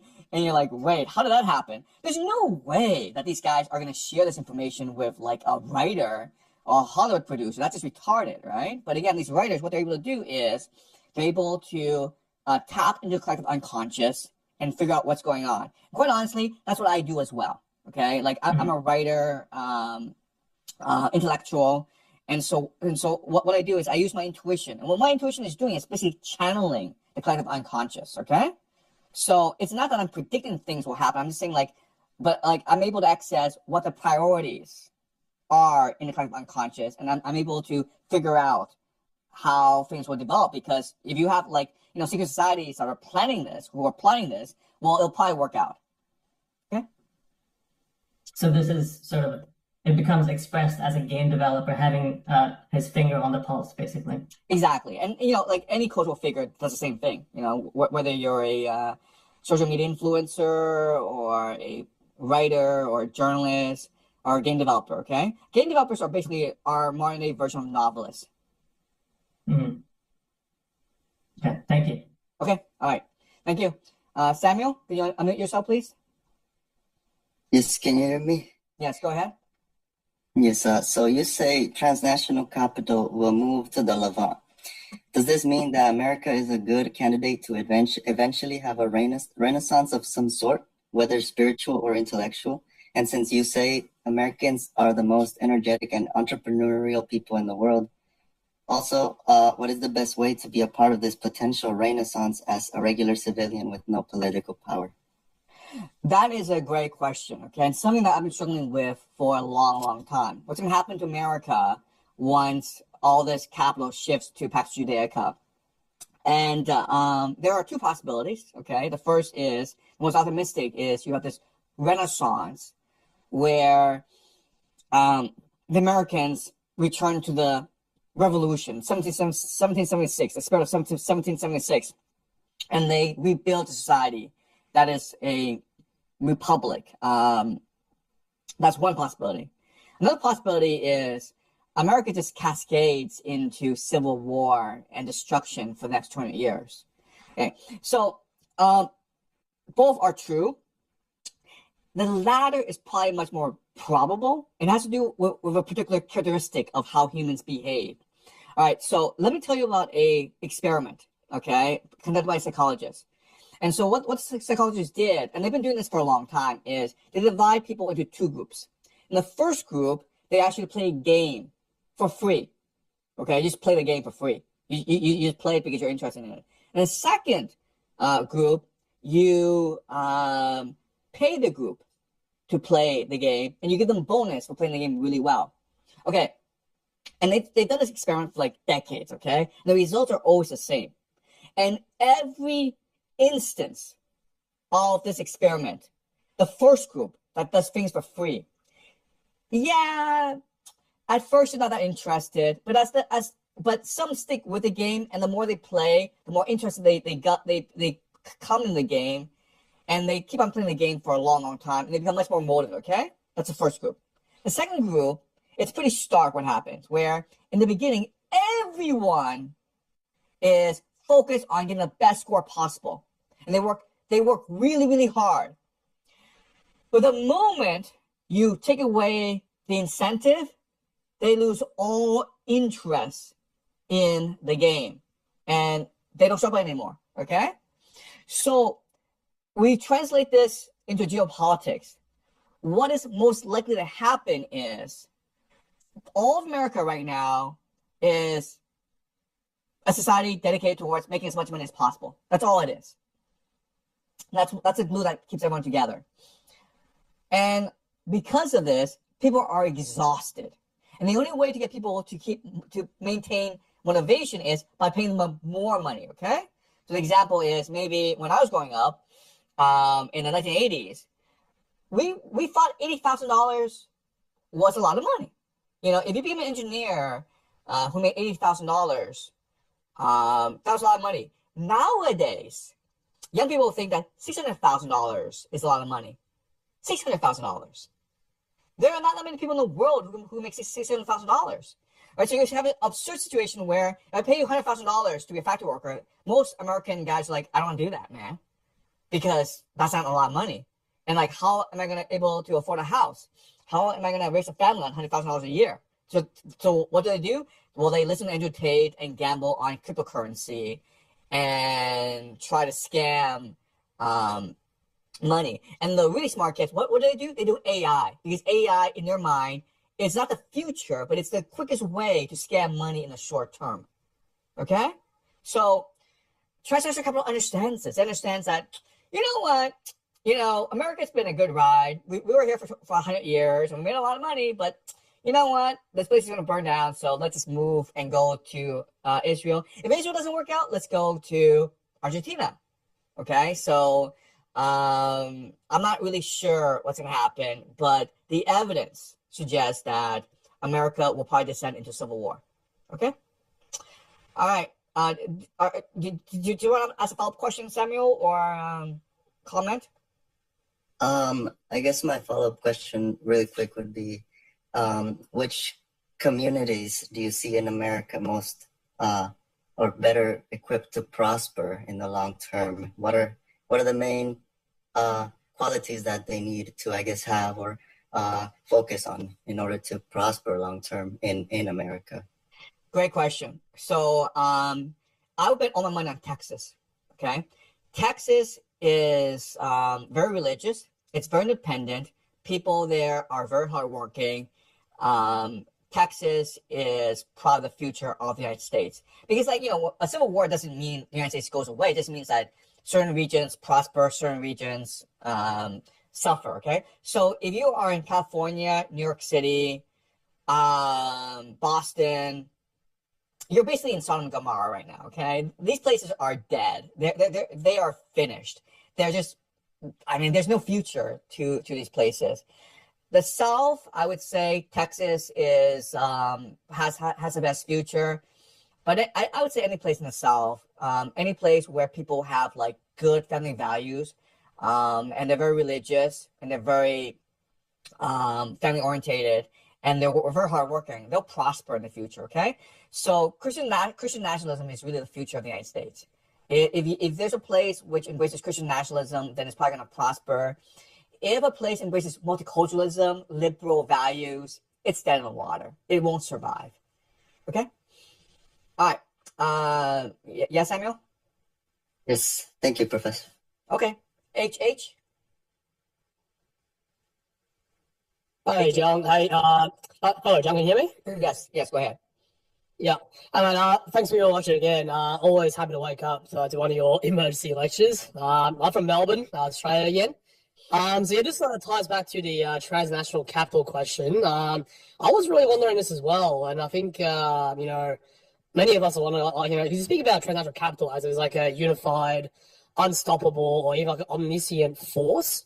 But is that really true? Like is there infighting? In terms of transnational capital, and also, I watched your lecture on the Protestant Reformation and the birth of spirit of capitalism. I have some concerns though, and obviously, as they say, right, the best student always questions his teacher. The disciple questions his master, right? So I want to challenge you as well on this because there's evidence to show that like profit seeking and like making money or like these sort of activities, it predates Protestant Reformation. Obviously, of course, the Dutch took it basically and dialed it up to like 100 or 1,000. But like Catholic Church was making a lot of money as well. The Franciscan like ideologies, Peter of John Oliver. These people were like kind of like very profit driven as well. And they say, okay, well, and what's kind of weird is like, okay, well, you say the printing press, right? Like Gutenberg and all that, it increased literacy and got people to actually read the Bible.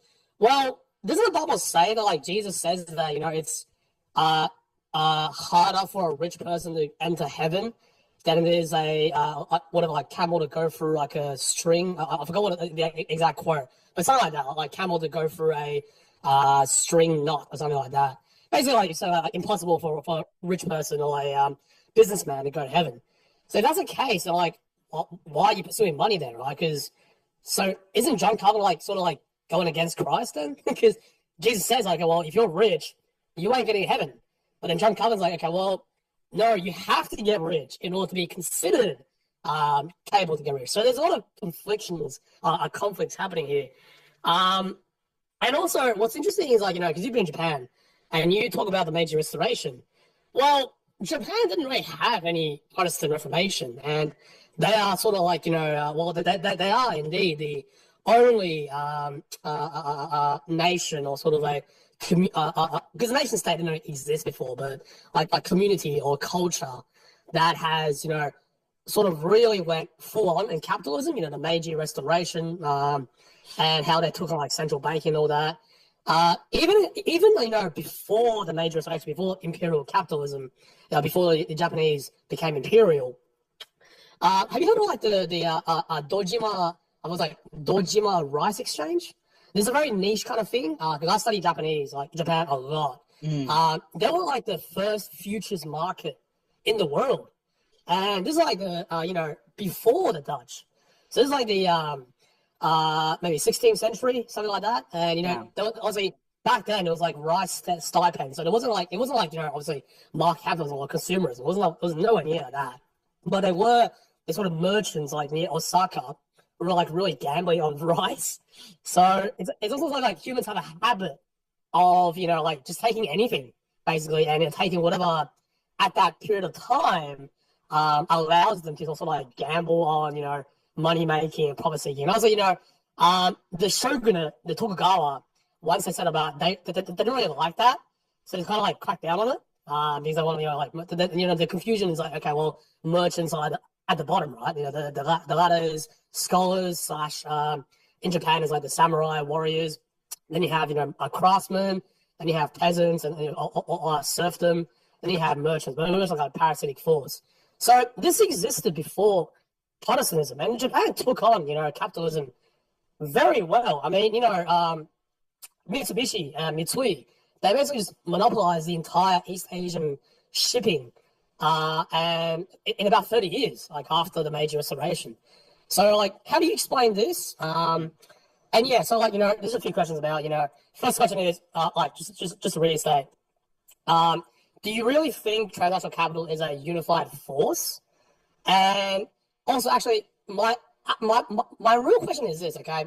So most people in the world, I think maybe you and me, like basically everyone is cool included, like we just want to earn money because we have to, right? Like I need to put bread on the table. I need to buy coffee in the morning to stay awake. I need to buy shoes to walk. I need to buy a house to, have a roof in my head. What is transnational capital's goal? Because these motherfuckers have so much money. These cunts have like so much money. What, you gonna buy the world? You gonna buy like the universe? Like, what is their goal?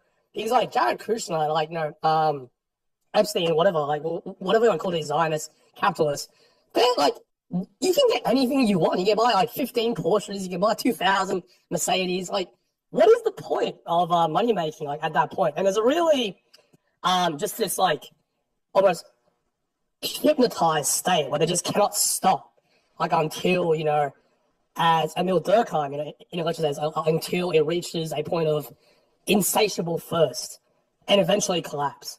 Thank you, John. No, thank you.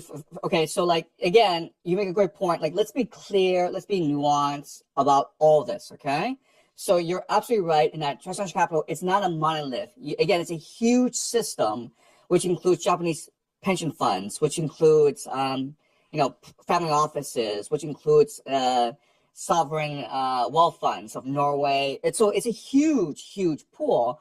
But the point I'm trying to make is like there's certain individuals in the system that always win out, and they're able to win out because they're able to coordinate together across borders secretly. And civil societies, eschatology allows them to coordinate, especially Zionism. Okay, now we need to differentiate between transnational capitalism and capitalism. There's a huge difference, okay? So you're absolutely right in that throughout history, we've had capitalism before. This goes back thousands of years. You look at Babylonia, you look at the Roman Empire, where Jesus was, they had capitalism, right?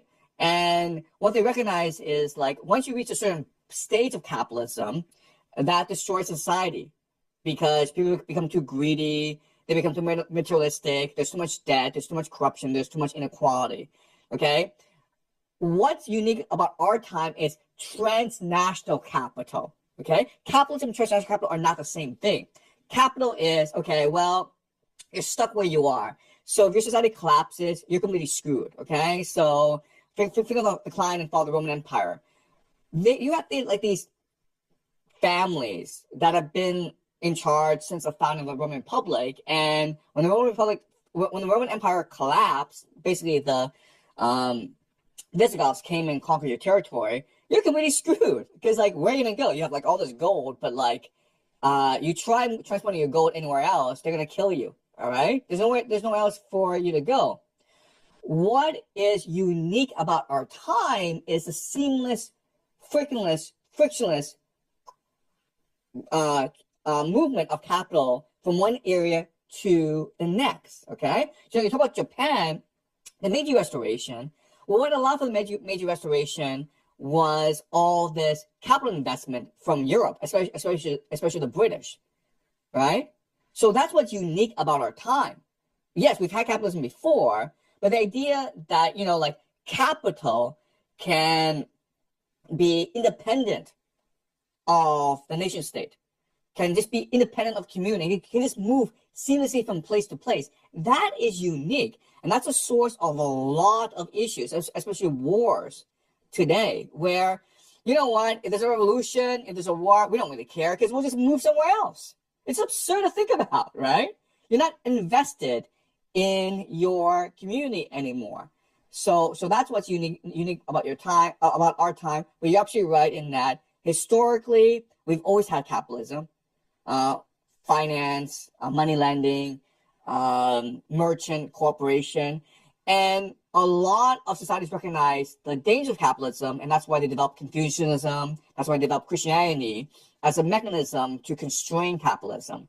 But now we live in a very special time where capital has become transnational, and therefore it is impossible to ever restrain capital. And in fact, a nation state that most embraces capital will thrive, and those nation states that turn away from capital will be under assault. Okay, so the classic example is Argentina, which is now embracing transnational capital, and so a lot of money is flowing into the country. And then you have Iran and Russia, which resist transnational capital, and therefore they are under attack. Okay, does that make sense, HH? Yeah, that definitely makes sense. My apologies to all the fellas here. Yapped on too much for me. But yeah, so just closing off this remark then, what's your opinion on, why they do what they do? Because again, as I said, 99% of people in the world, maybe, like, we're just sort of peasants, right? We're just like serfs. We go to work to earn money to pay the bills. Transnational capital, they have so much money already. So what is their point? Because they cause so much trouble and destruction, and chaos across the world, and so much suffering and evil shit. What is their point, right? Because they can buy fucking like 10,000 Ferraris in one day. What's the point? Yeah. Okay. So the point is power. So capital by itself is worthless. Capital as a way to organize human society is what gives you power. Okay. So what you want is you want to just sit back and enjoy your life while others do the work for you. This is a problem that the powerful people have been trying to solve for all of history, okay? Right? The most natural society are these communal agrarian societies where that are egalitarian. And throughout most of human history, we've been like that. But once a society reaches a certain scale, then you need centralization, then you need bureaucratization. And this allows an elite to come to power that basically becomes parasitic, okay? That just basically survives on the energy of everyone else. So what's really important to appreciate is that power is not capital. Power means using capital to harness the energy of other people. But what this means is, like, you need people to submit to the capital system. You need people to think that capital is actually valuable. Okay, that's why religion is such a problem for you, because, like, if you're religious, you're like, I don't care about having gold. I don't care about driving a Ferrari. That's why historically, transnational capital has seen the family, love, has seen religion, has seen monarchy as major constraints on its growth. Okay, so why capital is invested in starting these wars is to force people into poverty, so that in this wealth destruction, they're desperate for capital. Okay, if everyone's wealthy, the capital is not worth anything. All right, so you need to start wars to destroy wealth, subjugate new populations, and in order to harness their energy. Okay, does that make sense? The capital is worthless, but making people believe that capital is valuable and then using this capital to harness their energy, that's what's important. And that's why you need to start wars. Okay. All right, Samuel? Hi, Sorry, maybe my hand was up still, but I don't have any more. Oh, it's fine. Okay, that's fine. All right. Thank you. Kitty? Hello, Professor. You have spoken a lot about the empire falling at some point because of hubris and how they're kind of fighting too many wars on different fronts. But as we have seen in the Moroccan crisis, they have prepared different fault lines so that they can either blackmail their way into other people's minds, or it's like a game that they can play for a long time. So do you still think that if they continue to play this game, that the power will shift? Because if the same people keep moving from one country to the other as transnational capital, then is there any actual shift in power? And if there is not an actual shift in power, is the empire really falling? Yeah, great point. So we are not just witnessing the end of the American empire. What we are really living in is the collapse of transnational capital. Okay, that's my big prediction. The plan is to move the capital, the empire, to Israel, and then once Israel falls, then you move to Argentina. Okay, like that seems to be the plan, and it makes a lot of sense. But we need to figure out what period we're living in. Okay, and guys, it's not like the run up to World War II. It's not the Great Depression. It's not World War II. That's what the transnational capitalists believe is the period we're living in, which is like, okay, we'll start a world war and like a lot of people die, but then Israel will emerge triumphant, and they'll just rebuild from there. And like, you know, it worked out great for us in World War II, after World War II. So why won't it work out now? And the answer is because we're living in a different time. The period that we're living in that that has the most similar historical analogy is the Bronze Age collapse. Okay, and the idea of the Bronze Age collapse is capital basically was able to extend itself throughout the world, and so there is now a growing human discontent against capital. Okay, more people recognize that the enemy is not Zionism. The enemy is not Israel. The enemy is not the United States. The enemy is not empire. It's actually capital itself. Okay, and so the force that is emerging, that's going to challenge the power of transnational capital, is religion. And we're seeing this throughout the world, where Russia is embracing the Orthodox religion, where Iran is embracing Shia eschatology in order to win this war, and where in America, in the United States, there's a growing movement of Christian nationalism. And I believe religion will just surge in power over the next 5 years. And this is a real threat to transnational capital. Religion will destroy the power of transnational capital. But the response of transnational capital is not to be like, oh, well, you know what? Religion is more powerful than us. Let's just give up. No, the solution is to burn the world down. Okay, like the next 10 years, next 10, 20 years, we're going to see the world burn down because transnational capital refuses to surrender its empire. Does that make sense, Kitty? Did you want to ask a follow-up question? Thank you. That is interesting.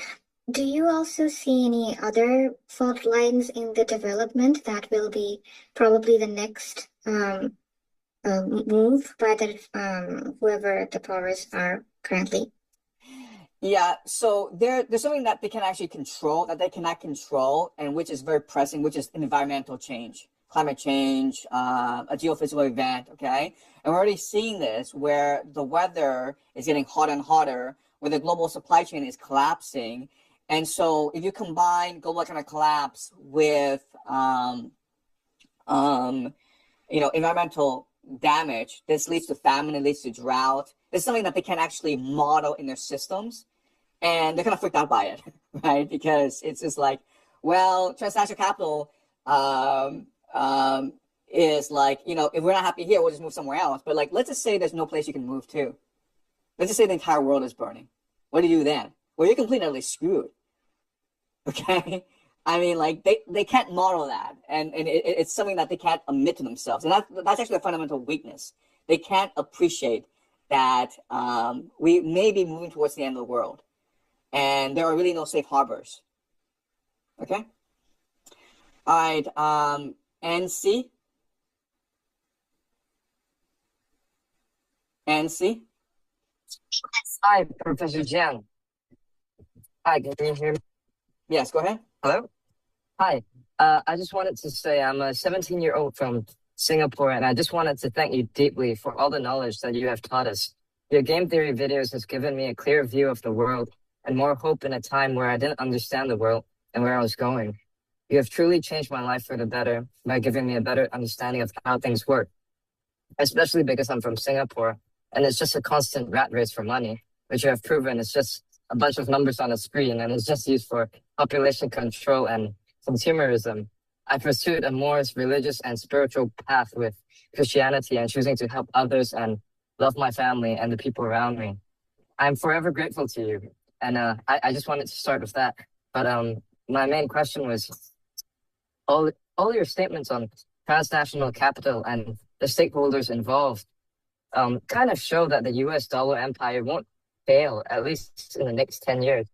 Because you have stated that the oil shortage and AI nationalization through the possibility of a engineered financial collapse.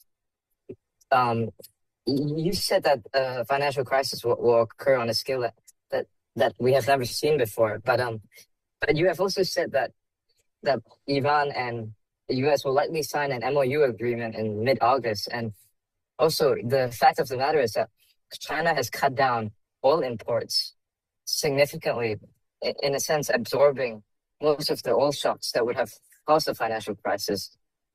And in part of your argument on AI nationalization, I think, and they wouldn't really need to engineer a financial collapse, as OpenAI in recent news has basically offered stakes to the US government, stakes in the company first, to the US government. So actually nationalization is happening at a scale where they wouldn't actually need to engineer a financial collapse.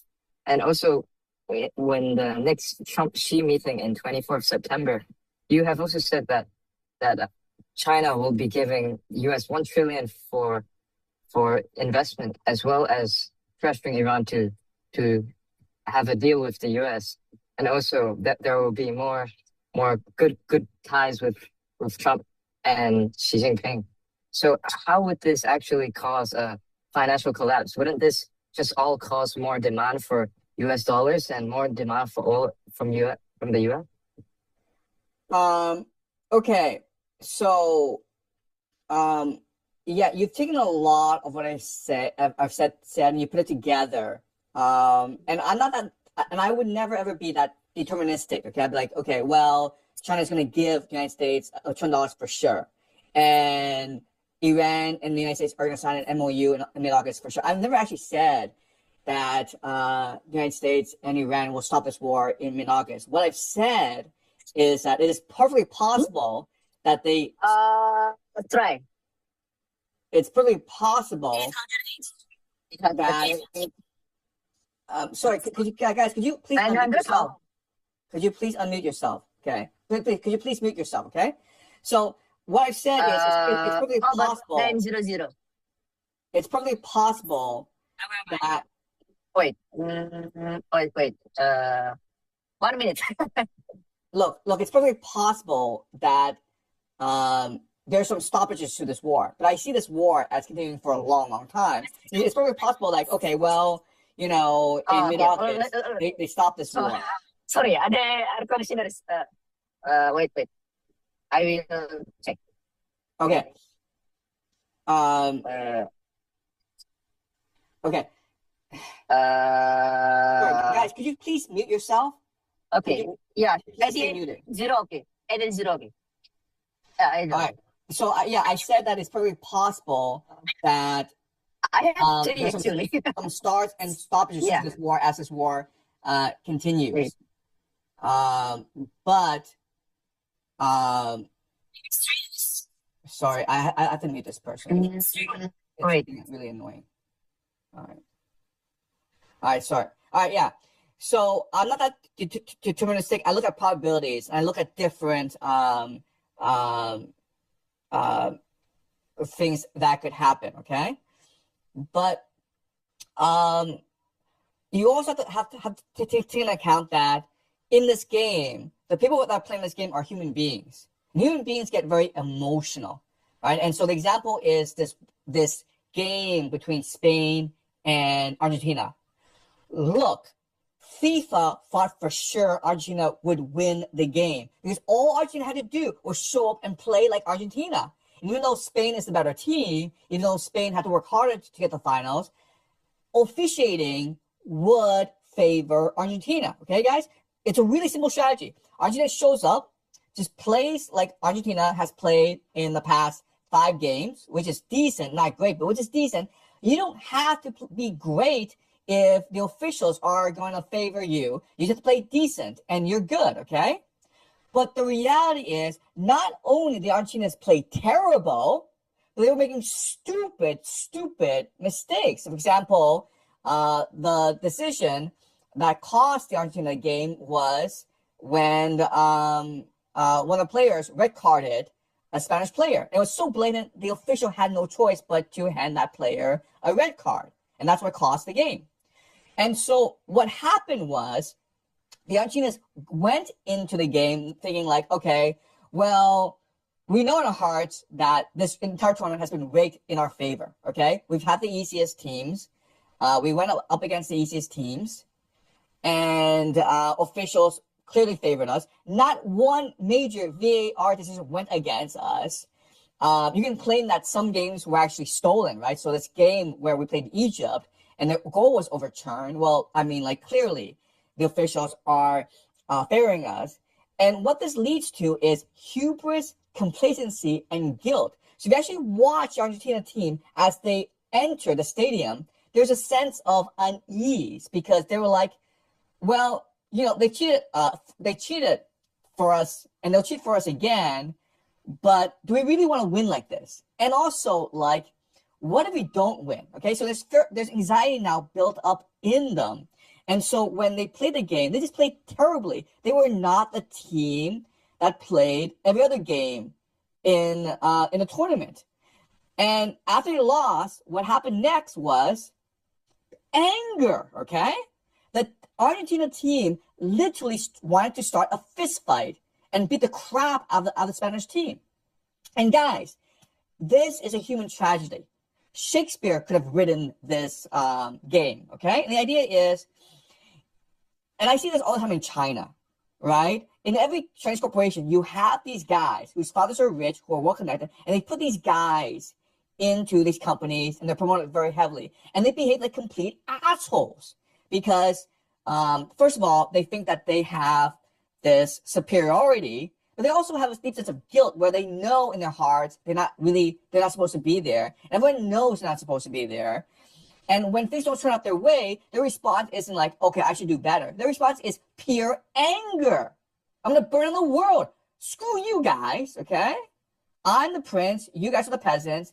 All right, so this is what's going to happen to the empire. This is what's going to happen to the United States, right? So this is a game that's being played by humans, and yeah, you can plan it all out perfectly, but humans are going to behave the way that humans are going to behave. And the reality is that we're very complex emotional beings, very complex emotional and spiritual beings.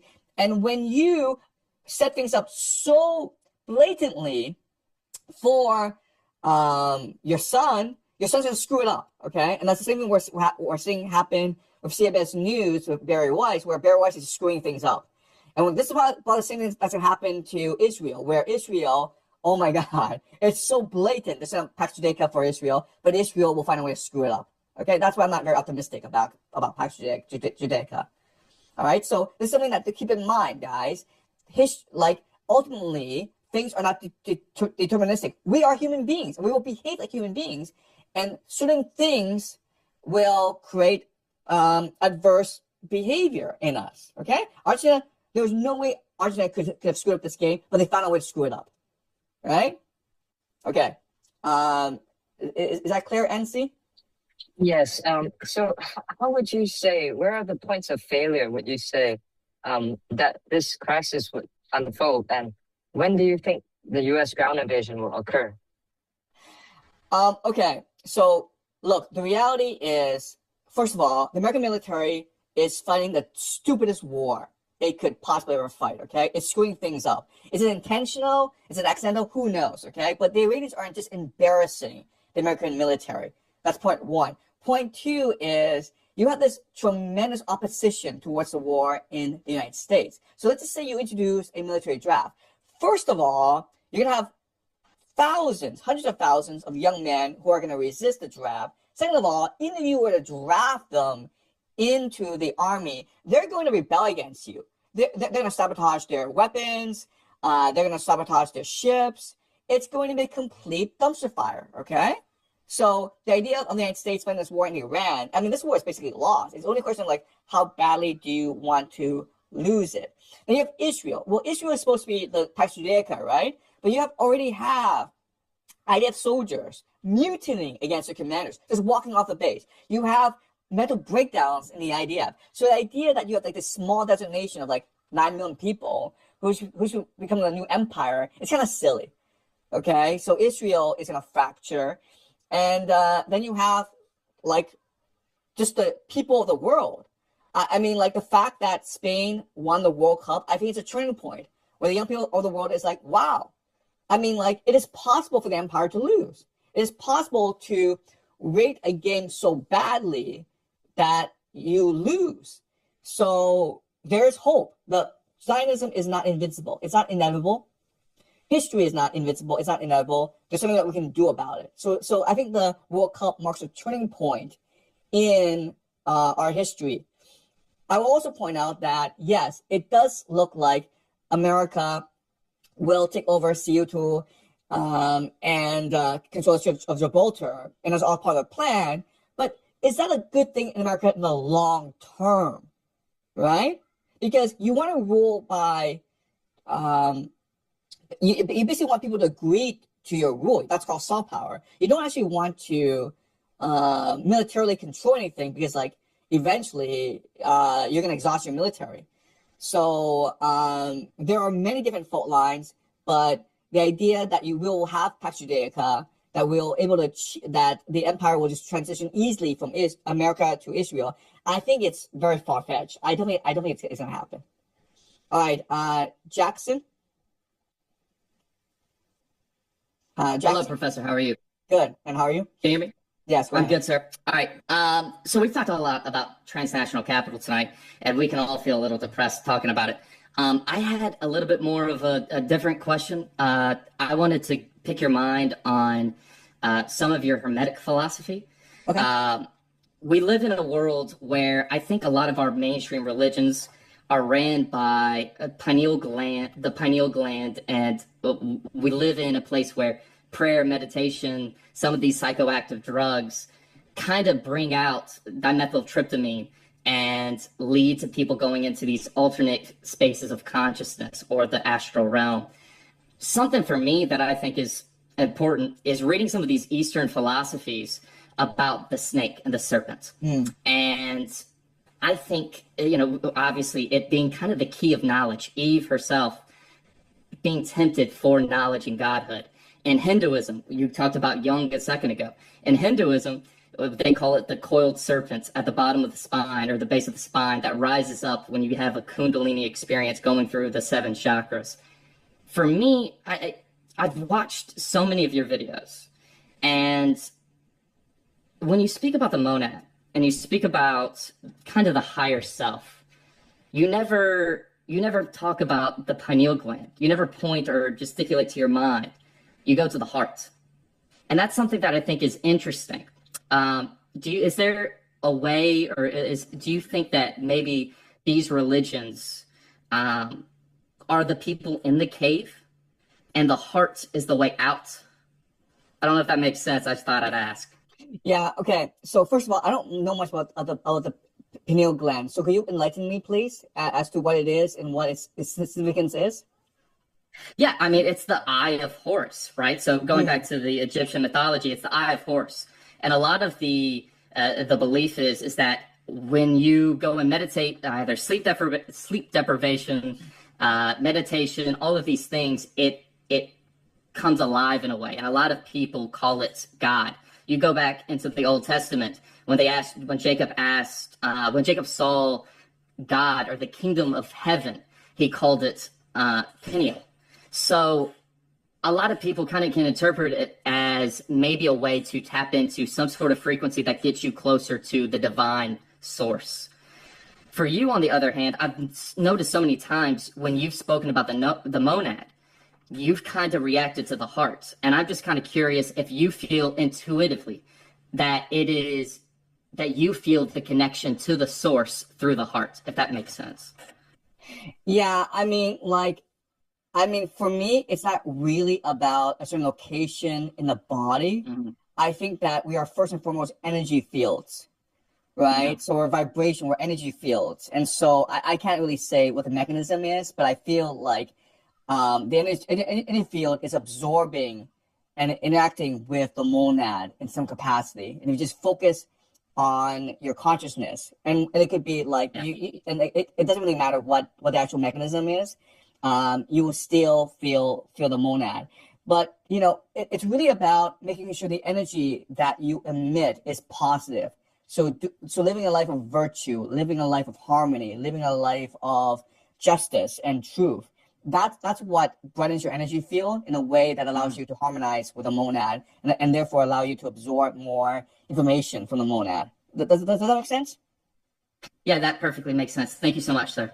Okay, NC? Oh, sorry, Max.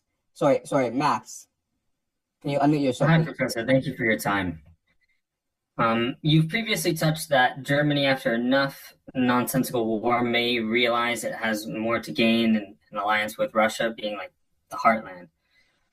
Do you see any other European nation or non-Western countries besides Germany and Japan that may be sufficiently capable of self-reflection during or after the next couple decades of crisis?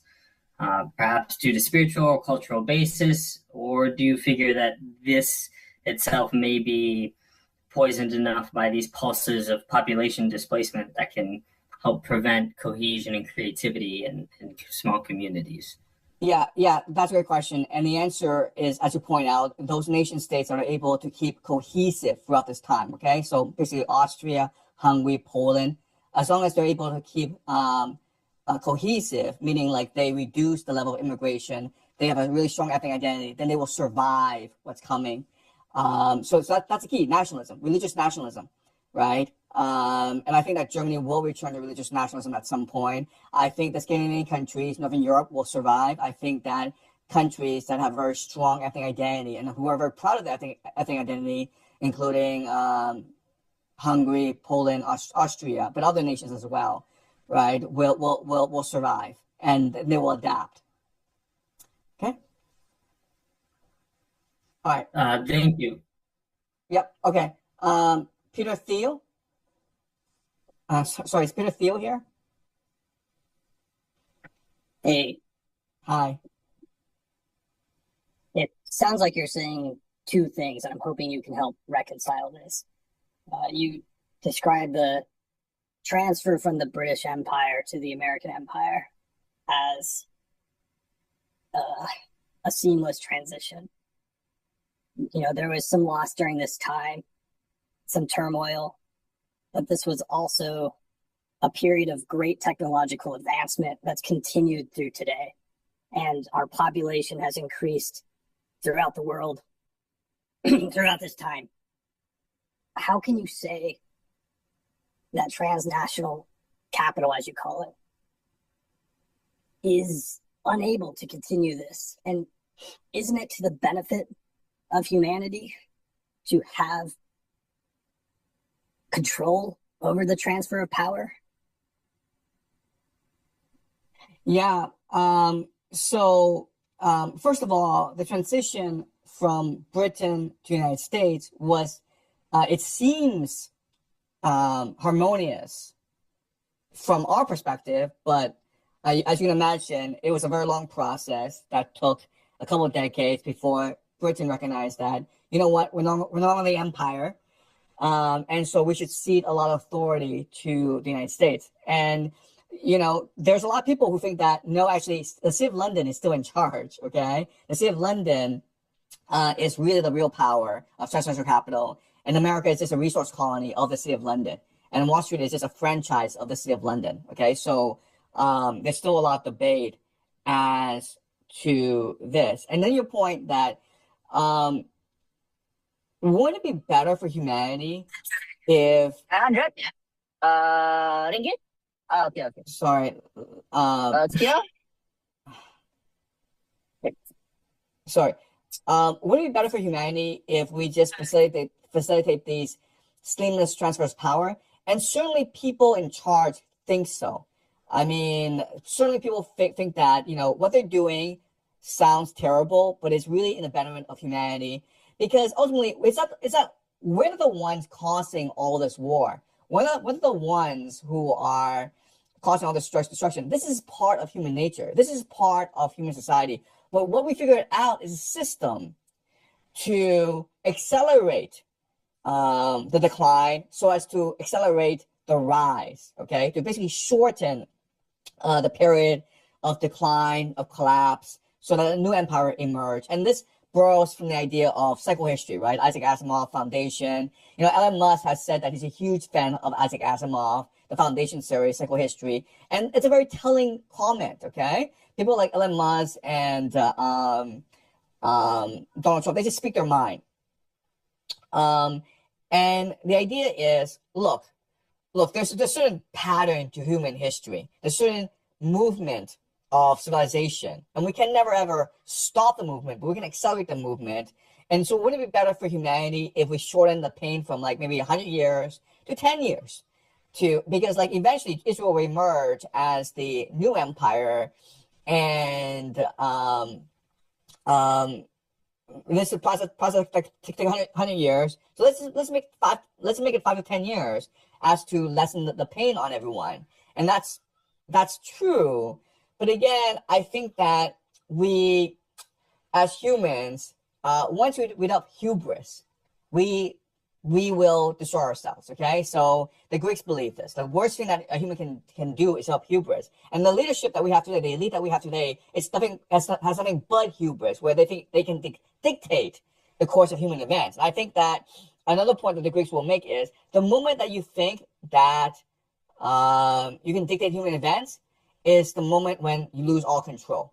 So I'm not really sure how confident you are in the elite, but I'm not confident in the elite. I think they're full of hubris. I think they're incompetent. I think they're just morons, and they're going to lead us to destruction, even though they think that they're the ones who are actually trying to save us.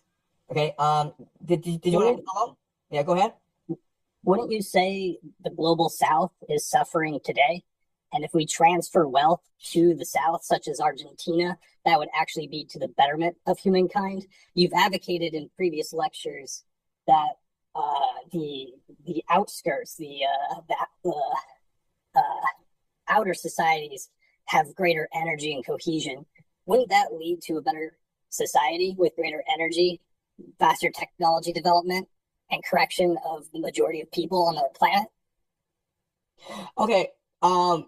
That's a great point, okay? But your assumption is like what the metric that we should use to examine human progress is one that is fundamentally materialistic, right? So the global South is suffering a lot. If we transfer the empire to the global South, maybe Argentina, this would raise the standard of living for the people in the global South, and then this would raise the overall level of progress for all of humanity. And I think, again, that's a very materialistic way of seeing the world. But if you take a spiritual way of seeing the world, okay, which is basically saying, like, the point of human progress is spiritual enlightenment, human creativity, upgrading the collective unconscious, connecting ourselves better to the monad, and you ignore the material aspects, then, like, who cares if the South becomes wealthier, if it just means a more authoritarian system that uses AI to control everyone, right? That is something we can argue back and forth about for eternity, where, you know, the Freemasons believe that we are capable of perfection. We are capable of creating a perfect society, and we should strive towards that. Whereas I and other people like Dante and Homer would argue that human society is fundamentally diverse, it's chaotic, it's spontaneous, and this is what enables human creativity. So we just focus on our capacity to be creative as opposed to just focus on order and control. And what this fundamentally means is to basically do away with centralization, and the powerful people the powerful elite are actually just an obstacle to human creativity. Having an elite is in conflict with human creativity because the elite are fundamentally parasitic forces. I understand that they believe that what they're doing is everything they're doing is for the betterment of humanity, but really all that's happening is they're trying to organize society in a way to maximize their own benefit. Okay? All right. Nicholas, can you unmute yourself, please, and ask your question or make a comment? Yes, Professor. Greetings. In Secret History number 19, you had predicted that there was going to be a major divorce between America and Israel. And earlier in this call, you said that there's currently a gradual relinquishing of power, a transfer of transnational capital to Israel. Manufacturing and tech companies are starting to move to Israel. So in this context, do you see a major divorce between the American public and Israel, or with the political factions migrating there, or politicians, rich American elite, Silicon Valley, all divorcing from Israel, or moving to Israel? How do you see that progressing? Yeah, that's a really interesting question. So transnational capital controls the world, but what controls transnational capital are secret societies that are very Zionist, very eschatological. And it's part of their agenda to engender as much anti-Semitism in the world as possible. Why? Because it allows for the return of the Jewish diaspora to Israel. So according to eschatology, it's very important if the world were to end or the world were to repair itself or redeem itself, that all Jews return to Israel. You can't do that right now because the Jews are very comfortable in Europe, in the United States, in Canada, and Australia.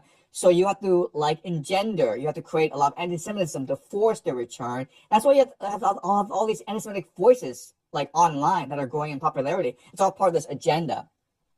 The second reason why you want to create anti-Semitism is in this eschatology, what will force the return of the Messiah, what will allow for the coming of God, is a war between Israel and the world called the War of Gog and Magog. Okay, so that's the second point. The third point is in this eschatology, there are certain countries that are not involved. So China, United States are not involved in this war. So how do you remove United States and China from the equation? Okay.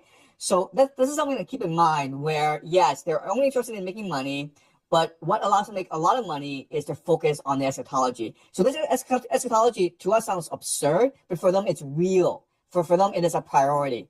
So that's why we should expect a lot of anti-Semitism in the United States, around the world, and eventually there'll be a major divorce between Israel and the United States. In fact, it's already happening, okay? So the best place for information today is actually Israeli media, because they tell exactly what they think in Israel. They're very direct people.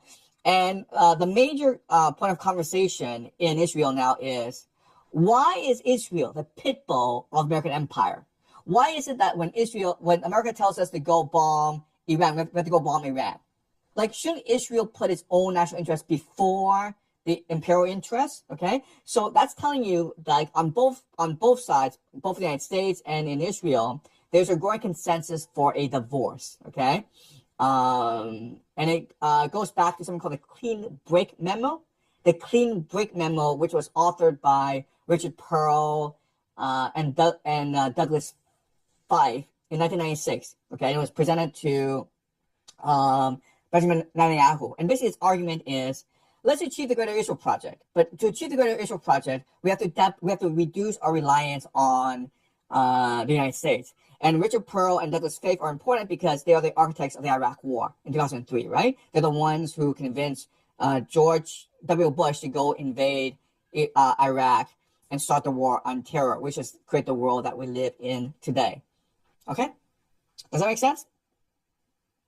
Yes, absolutely. That actually makes a lot of sense. Okay. And follow-up question on that. So they're forcing the hand of the Jewish diaspora to move back to Israel. But I remember you stating in one of the secret history lectures that the founders of Israel were actually the Khazar Jews who were converts.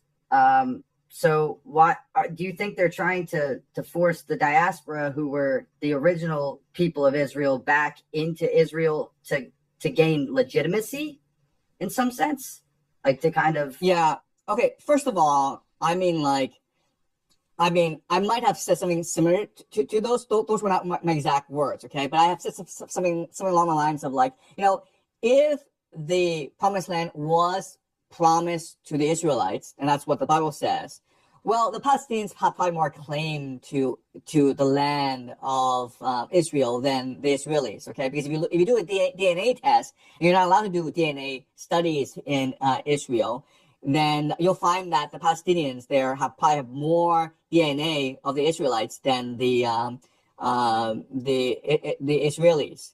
And yes, there is a lot of evidence that the Ashkenazi Jews are in fact Khazarians. So they're basically Ukrainians or white Europeans, and they don't have much Jewish blood. But the thing, though, which I kept on emphasizing, is that it doesn't matter what your blood is, it's just a matter of what you believe, okay? So in their minds, all Israelis believe that they are descendants of the Israelites. And the Israelites all are descendants of Abraham, and Abraham was given the promised land by God. Okay, and the promised land extends from the Nile in Egypt to the Euphrates in modern-day Iraq. So that's what they believe. And the belief is actually more important than the genetic reality, okay? In fact, the genetic reality doesn't even matter. But the thing that makes the Jewish religion so powerful is that it's based on a book, okay? It's based on, and what's the book? The book is a Bible, which is a collective history, a collective mythology that becomes a collective consciousness of a people.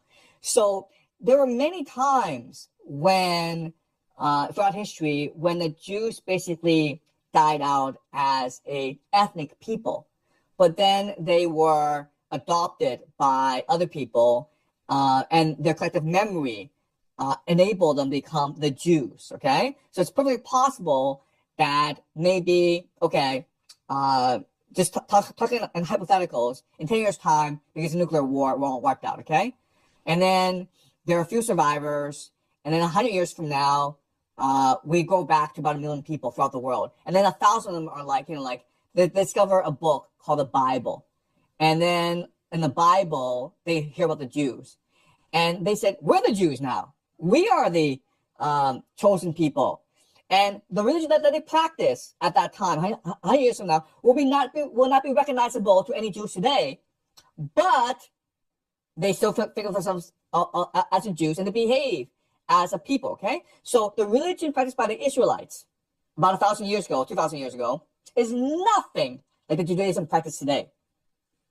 And there are probably major shifts in the Jewish religion in these 2,000, 3,000 years, but in their minds, it's all been continuous. It's all been consistent these 3,000 years, and that's what they believe, even though it's complete nonsense. Okay, does that make sense? Yes, thank you, Professor. Okay, Le or Lee, could you unmute yourself, please? Hi, Professor. Thank you for your discussion. I've just got a question in relation to when you talk about the nations or the cities that won't survive the change in the new world, what do you mean by won't survive? Like, could you give us a description to what happens to the places and the people there? Okay, so let's just use California and New York City and Boston as examples. These are places that have in the past 20 years became fabulously wealthy because they've embraced globalization, which includes multiculturalism, which includes liberalism, which includes AI, technology, and all that, okay? The problem that they don't recognize is that everything is based on their ability to basically exploit resources from the surrounding area. So New York City and California and Boston are not capable of growing their own food supply. There's just too many people. They're just too industrialized. They're too urbanized to grow their own food supply. So let's imagine that there's a environmental crisis and there's a massive drought. Well, the cities have to be abandoned right away because the cities cannot actually feed themselves, right? Let's just imagine global supply chains break down. Well, you know, where are you going to get your food and your energy? Imagine if you're a place like Singapore, right? Singapore is not self-sufficient. It just isn't. So what are you going to do about it? Well, you're going to cease to exist as a society. It's that simple. Okay, does that make sense? Yeah, sort of. So if you were to live in those like big mega city, is the best. Sorry, I can't hear you. Can you repeat the question?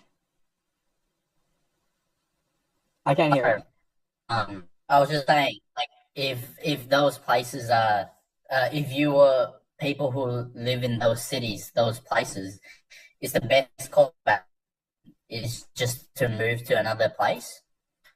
Well, the problem is you cannot move to another place because your entire expertise is based on that city, right? And these are people we call the professional managerial class. They're bureaucrats. Well, they don't have any expertise to go move somewhere else, right? So these global cities, like whether it's Singapore, Dubai, Hong Kong, they're nodes of globalization, okay?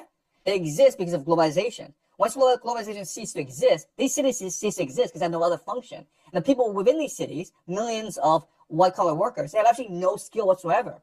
I don't care if you are good at creating spreadsheets. What good does that do you in a world that's collapsing, right? Can you fight? Can you farm? You can't. Okay, well then you're going to die off. It's that simple. Okay. Yeah, that makes sense. So I guess this sort of ties in with your, I guess, advice to us on what are your previous discussions or lectures. So you used to mention the best course of action is to create your own community. Yes. So does this include like having like a small business contribute to your community through your, I guess, real skill sets, like health, for example, or like services, something like that? Look, the idea is you have to shift your priorities, your values from one that's focused on achievement, on material accumulation, to one of making people around you, making their lives better off, okay?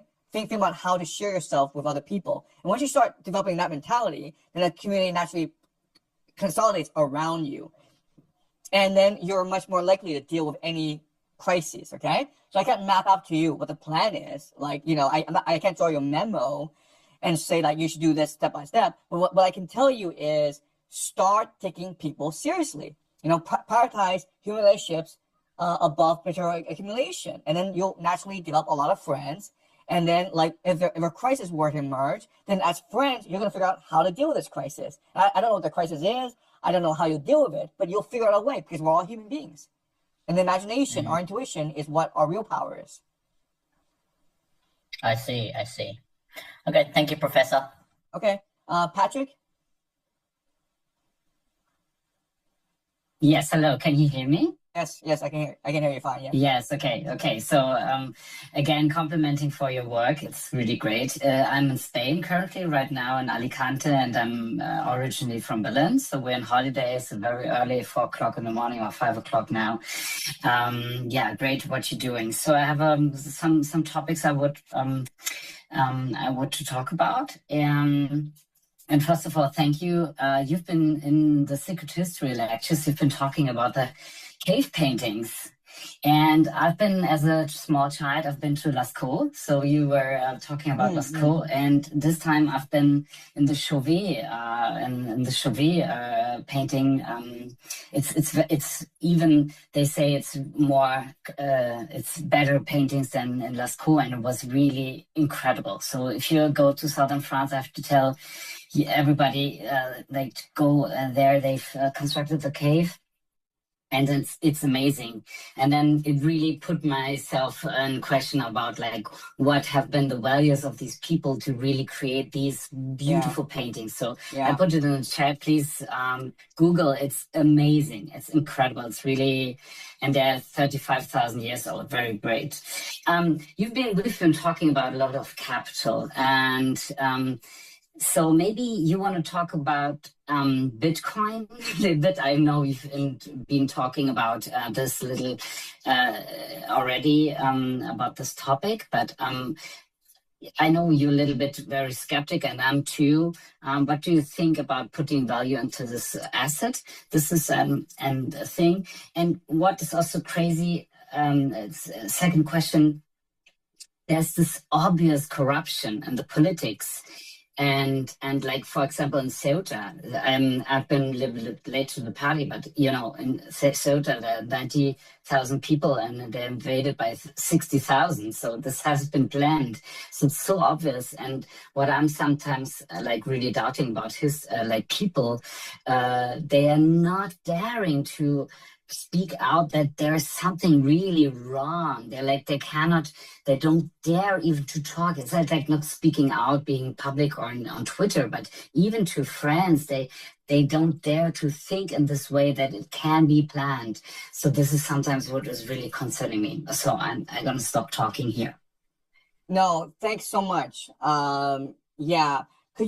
Could you actually just summarize the question for me really, really quickly? Okay, can you just say in one sentence what the question is? Yes. Yeah, we've been talking about transactional capital and putting capital and moving capital. So I would like maybe have your thoughts about Bitcoin here as an investment, or what do you think about this? Maybe you can put this again.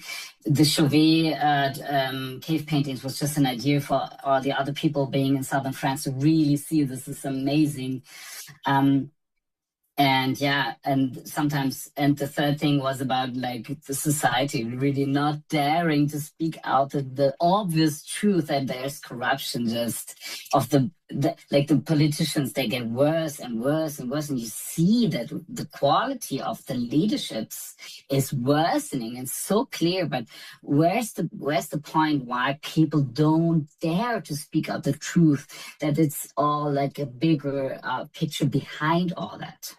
Okay, thanks. Guys, I need to use the restroom for a minute, okay? Like 1 minute, okay? I'll be back.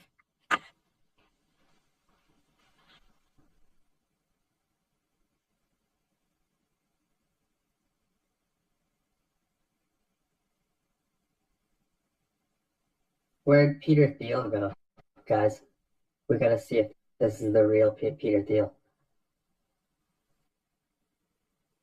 He's still in prison. Where's Peter Thiel going? Where'd he go, guys? Where'd he go? We gotta see if this is the real world. Where's the real Peter Thiel? Over government. Please stand up. Please stand up. No, Jason. I mean, what is Jason doing? Like, hey guys, sorry about that. It's been almost 3 hours. We're gonna finish soon, okay?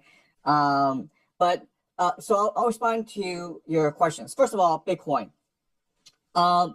So I think there's a lot of misunderstanding about Bitcoin. Bitcoin is a technology, but that is based on globalization. Okay, so only an environment in which you have access to the internet in which information is able to flow freely across the internet, you have Bitcoin. So imagine a situation where we're at war and internet cables are being cut, and where there are these EMP attacks on cities. Would the Bitcoin infrastructure survive these attacks? I don't know, because I don't know where the servers are. And then people are like, well, it's all decentralized.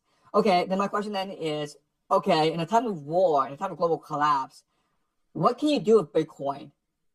I don't understand. I mean, like, there are things you can do with gold and silver and maybe your skill, right? If you're able to grow food, if you're able to lead people, if you're able to imagine new possibilities, that's useful. So I understand that people think that the world is going to collapse, and that's why they're investing in Bitcoin. But if you think the world is going to collapse, what you should do is invest in yourself. You should try to develop your knowledge. You should try to develop a skill set that is valuable and which allows for you to become much more self-sufficient, and which allows you to trade, to work with other people. And guys, like the people who are going to die out the first in the coming revolutions are the professional management class, okay, the PMCs. They don't do anything, first of all. Second of all, AI is going to replace them. And third of all is like they're not really useful. They're kind of useless. Okay. All right. And then your question then is, why is it people are not speaking out? And the answer is, well, they did speak out during COVID, and what happened to the people, right? So COVID was a major turning point in our world when people were like, I think the lockdowns is a bit absurd. I think that kids being forced to stay at home and stare at the computer screen for 8 hours is absurd. I think that being forced to take vaccines that are not tested, that were rushed into production, is not a good idea. And these people were punished severely for speaking out across all of our society.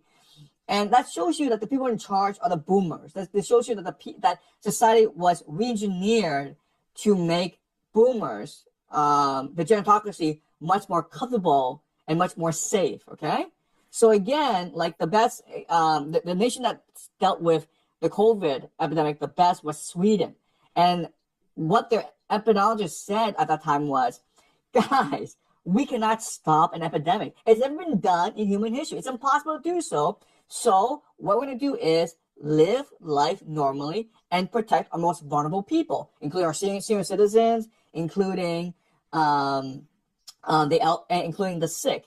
And you know what's going to happen is that the elderly are going to lose 5 months, a year of their life, and that's terrible. But that is a lot better than creating mental health crises among the young. It's a lot better than destroying our economy, right? And that's what Sweden did. And it worked out well for Sweden. But the West, okay, North America, Europe, were like, screw that. I have money. I want to live another 5 months, okay? The elderly were like, screw that. I'm not going to die. I'm not going to lose 5 months. I'd rather society burn than to lose a year of my life, okay? And we've been living with the consequences of that time ever since. We don't know it, but we live in an authoritarian society now, okay? Throughout the world because of COVID. Does that make sense? Okay, thank you. Thank you, Professor. So Karina, did you have a question or comment? Yes.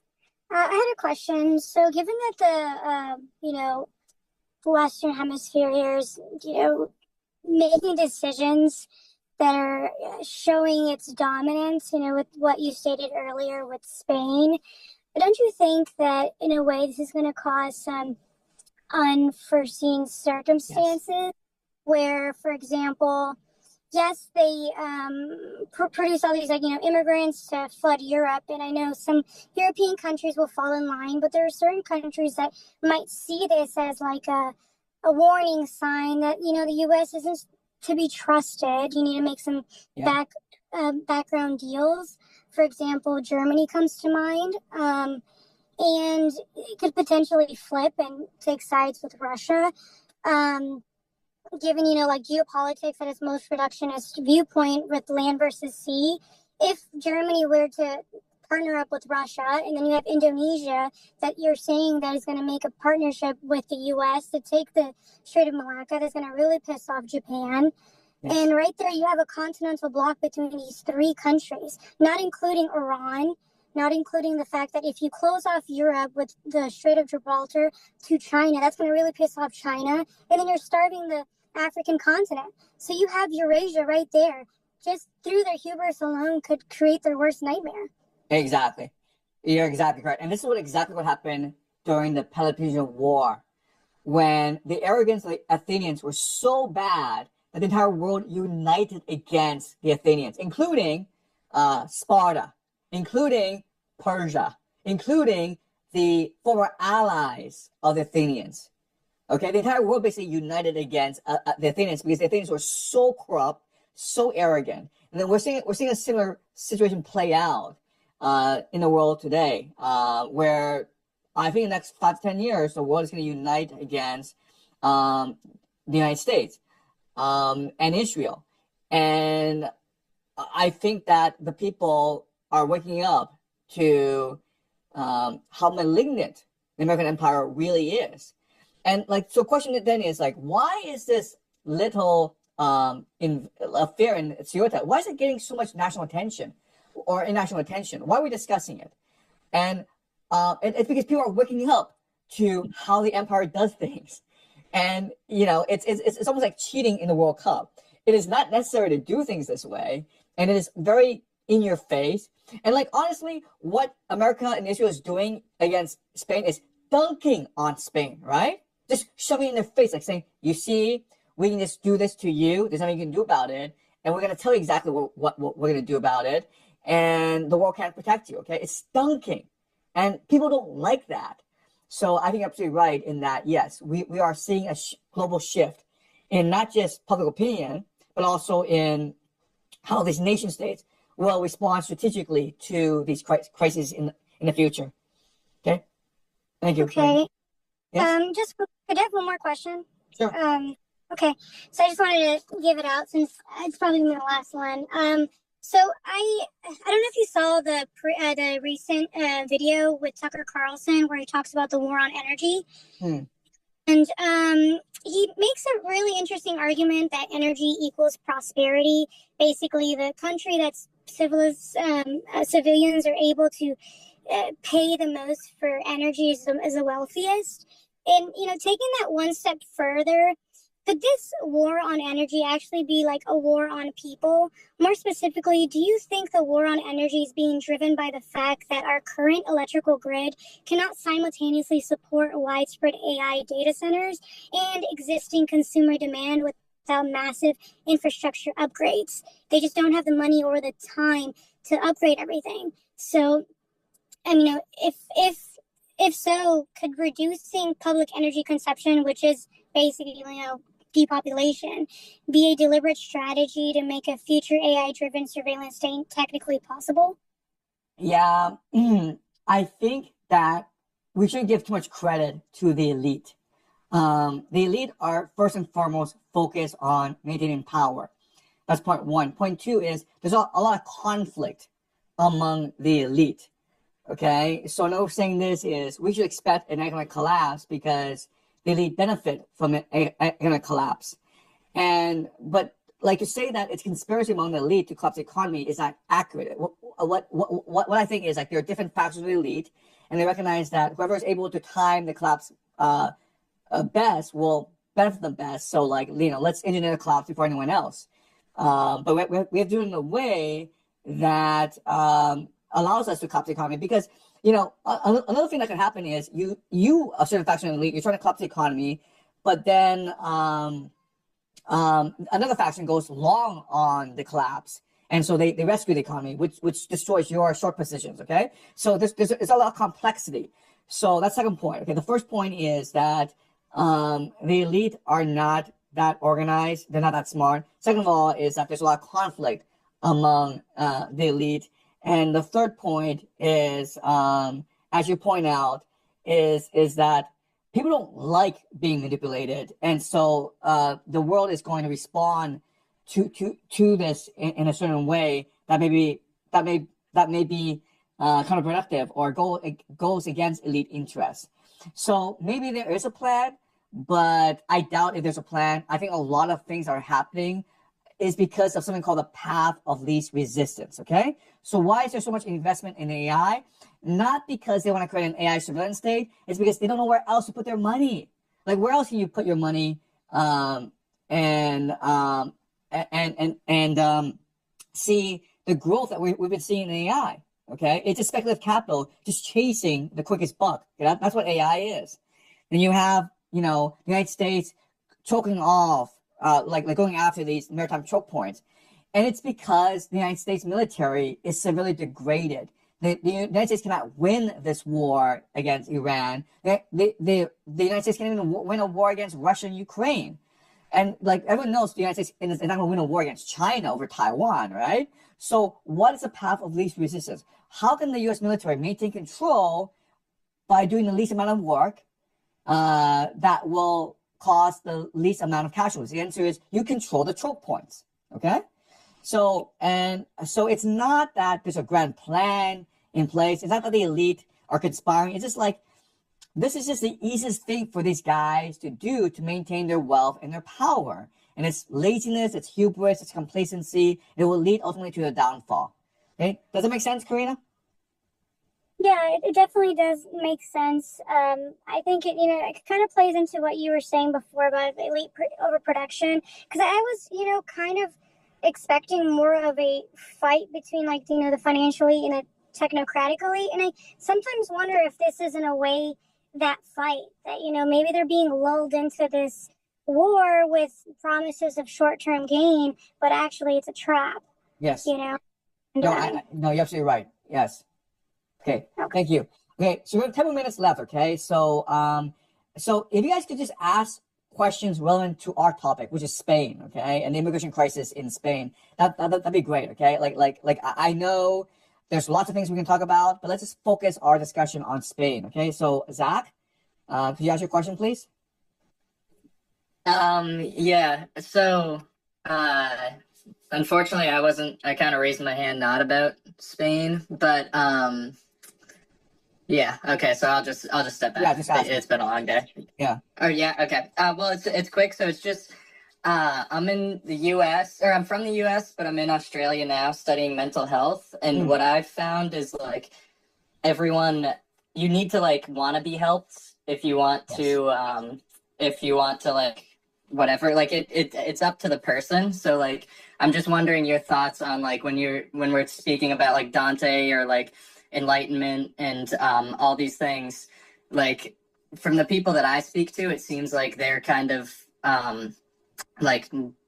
uninterested. And like I agree with you that I think there's a general sense of like it's getting better and people are there's like a shift coming, but just from what I see, it's still like very dominant for the other perspective where they're just kind of unworried and just want their life to stay the same that it is now and like kind of okay with the status quo. So I just wanted to hear your thoughts on that. Yeah, no, I completely agree. So I mean the thing I would say is like if you focus on helping yourself, you'll help others. Okay, so try to like if you really want to help others, try to be a good role model for them. Okay, try to like constantly educate yourself, ask deep questions, and be open to conversations. And then your example will influence others to themselves open up their hearts. And I completely agree with you in that the greatest problem facing the world today is there's a major shift coming, and people choose to put their head in the sand because it's the easiest thing to do. Okay. But I also agree with you in that there is a spiritual awakening coming our way. It might take some time, maybe 5-10 years, but it is coming our way. And quite honestly, if you wake up, you'll survive the calamity coming our way. You have absolutely no problem surviving because you will want to survive. But if you have your head in the sand, you're probably gonna die off. And unfortunately, that's just the situation that we're in. Okay. All right. Okay. Thank you. Okay. Okay, guys. So another 7 minutes. I'm really tired. It's been a great day, but this is pretty exhausting. So Oscar, your question, please. Sorry, Professor. My question is not related to Spain, today's topic, but it's related to one of my observations from this week's news, I observed, I don't know if you pay attention to some Chinese social media, but I do see the topic of COVID recovery, like it's getting trending on lots of those media like Weibo or the Red. I am just feeling, I'm just feeling a little bit confused there, because I also saw, like, in the United States we had the hantavirus and the diarrhea like a few weeks ago or a few months ago. So I don't know if there is any connection. And I heard you said in one of your previous podcasts, you're saying like the COVID is about experiment or control. I don't know if it's related somehow there, and if it's even related to the oil crisis coming down later in the year, that government may feel this way it's better for their control. That's just my some of my thoughts, and I definitely want to hear your thoughts on this. I don't talk about COVID. I don't remember saying anything about COVID, Oscar. You might have seen a AI video of mine. That is not me, okay? So please be aware that there are a lot of AI videos of me that imitate me. But I don't talk about COVID. I mean, like, I think COVID was an accident, a lab leak, and the governments around the world used COVID as a pretext to impose authoritarian control over the population, because it was the path of least resistance. Because the boomers were scared to death of COVID, and they pressured the governments to act. Okay, so that's my impression of what happened. But guys, please, okay, I can't emphasize this enough. Okay, but please use please be careful about these AI videos. There's just so many of them online, and they're misinterpreting what I say, and like you just have to practice common sense. And like, I only have one YouTube channel. I only post to one YouTube channel. Okay, guys. So thanks, Oscar. Okay, MacBook Pro. We have time for 3 more questions, okay, guys? MacBook Pro. I'm sorry if I can't get to you, guys. Next time when we do this, can you just please stay on topic, okay? I know, like, we have a great community, lots of questions, lots of curiosity. Let's just focus on the topic, because because like it's really important we figure out what's going on. Okay, MacBook Pro. So I had a question regarding the previous transnational capitals. Right now, I think the Spain thing is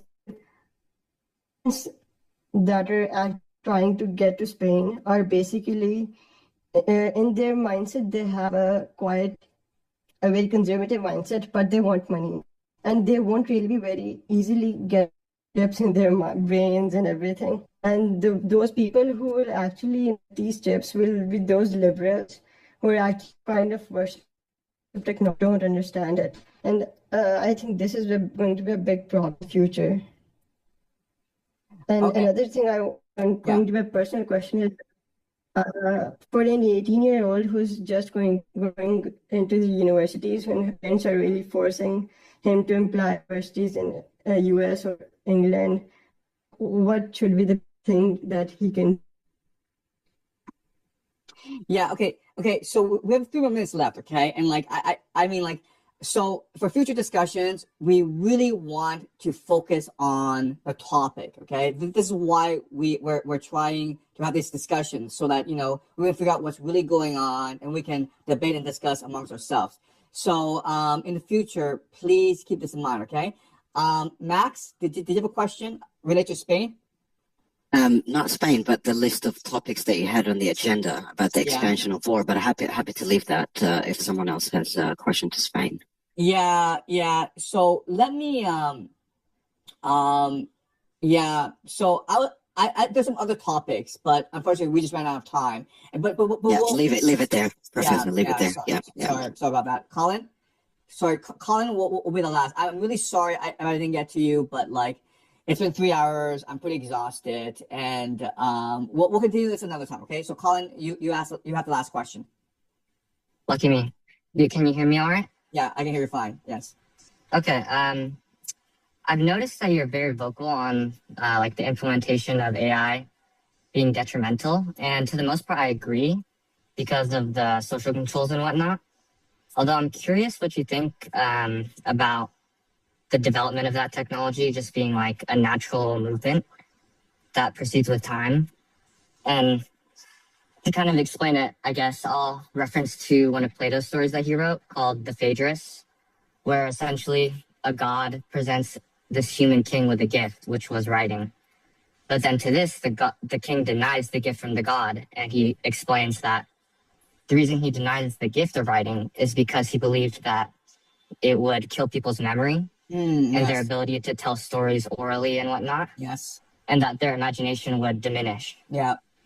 So I kind of see like a similar thing happening, although obviously it's not exactly the same. But I'm kind of just curious as to like what the connection of that age with this age, and because we can see that something obviously was human before, which was like orally telling stories, was lost, which we would identify with being human. But then we gained another aspect of humanity, which was reading and writing, that maybe Plato couldn't have foreseen, or in that story, the king couldn't have foreseen. I'm just wondering, like, do you think it's possible that something analogous to that could happen with like transhumanism, where we lose some part of humanity, but we gain something that we can't imagine? Exactly. That's a great point. Okay. So for most of human history, most societies were resistant to the idea of writing for the very same reason that you point out, right? Which is like the oral tradition forced us to have really strong memories, and it forced us to focus on the beauty of our own voice, right? So like the Druids, for example, they refused to allow for writing because their spells, their poetry required certain incantances that were not possible in writing. So writing allowed for mass dissemination, but it really destroyed the aura of the spoken voice. And so that's why most societies actually refrain from writing. And and a lot of societies develop writing for artistic ceremonial purposes, okay, for symbolism. And that's why they never really developed a systematic system of writing. But you're absolutely right in that once we did develop writing, then that radically changed the human mind. And it's possible the same thing happens with AI. And I think that things will happen with AI. And so I think that's a really important lesson to end on, which is like change is neither good or bad. Change is just change, which leads to new possibilities. And it's ultimately up to us to take advantage of these possibilities. Okay, so I will leave it there. Thank you so much for today. I will see you guys next time. Okay, and I will upload this to YouTube if you want to review what we learned today. Okay, thanks a lot, guys. See you next time. Bye bye. Thanks, Professor.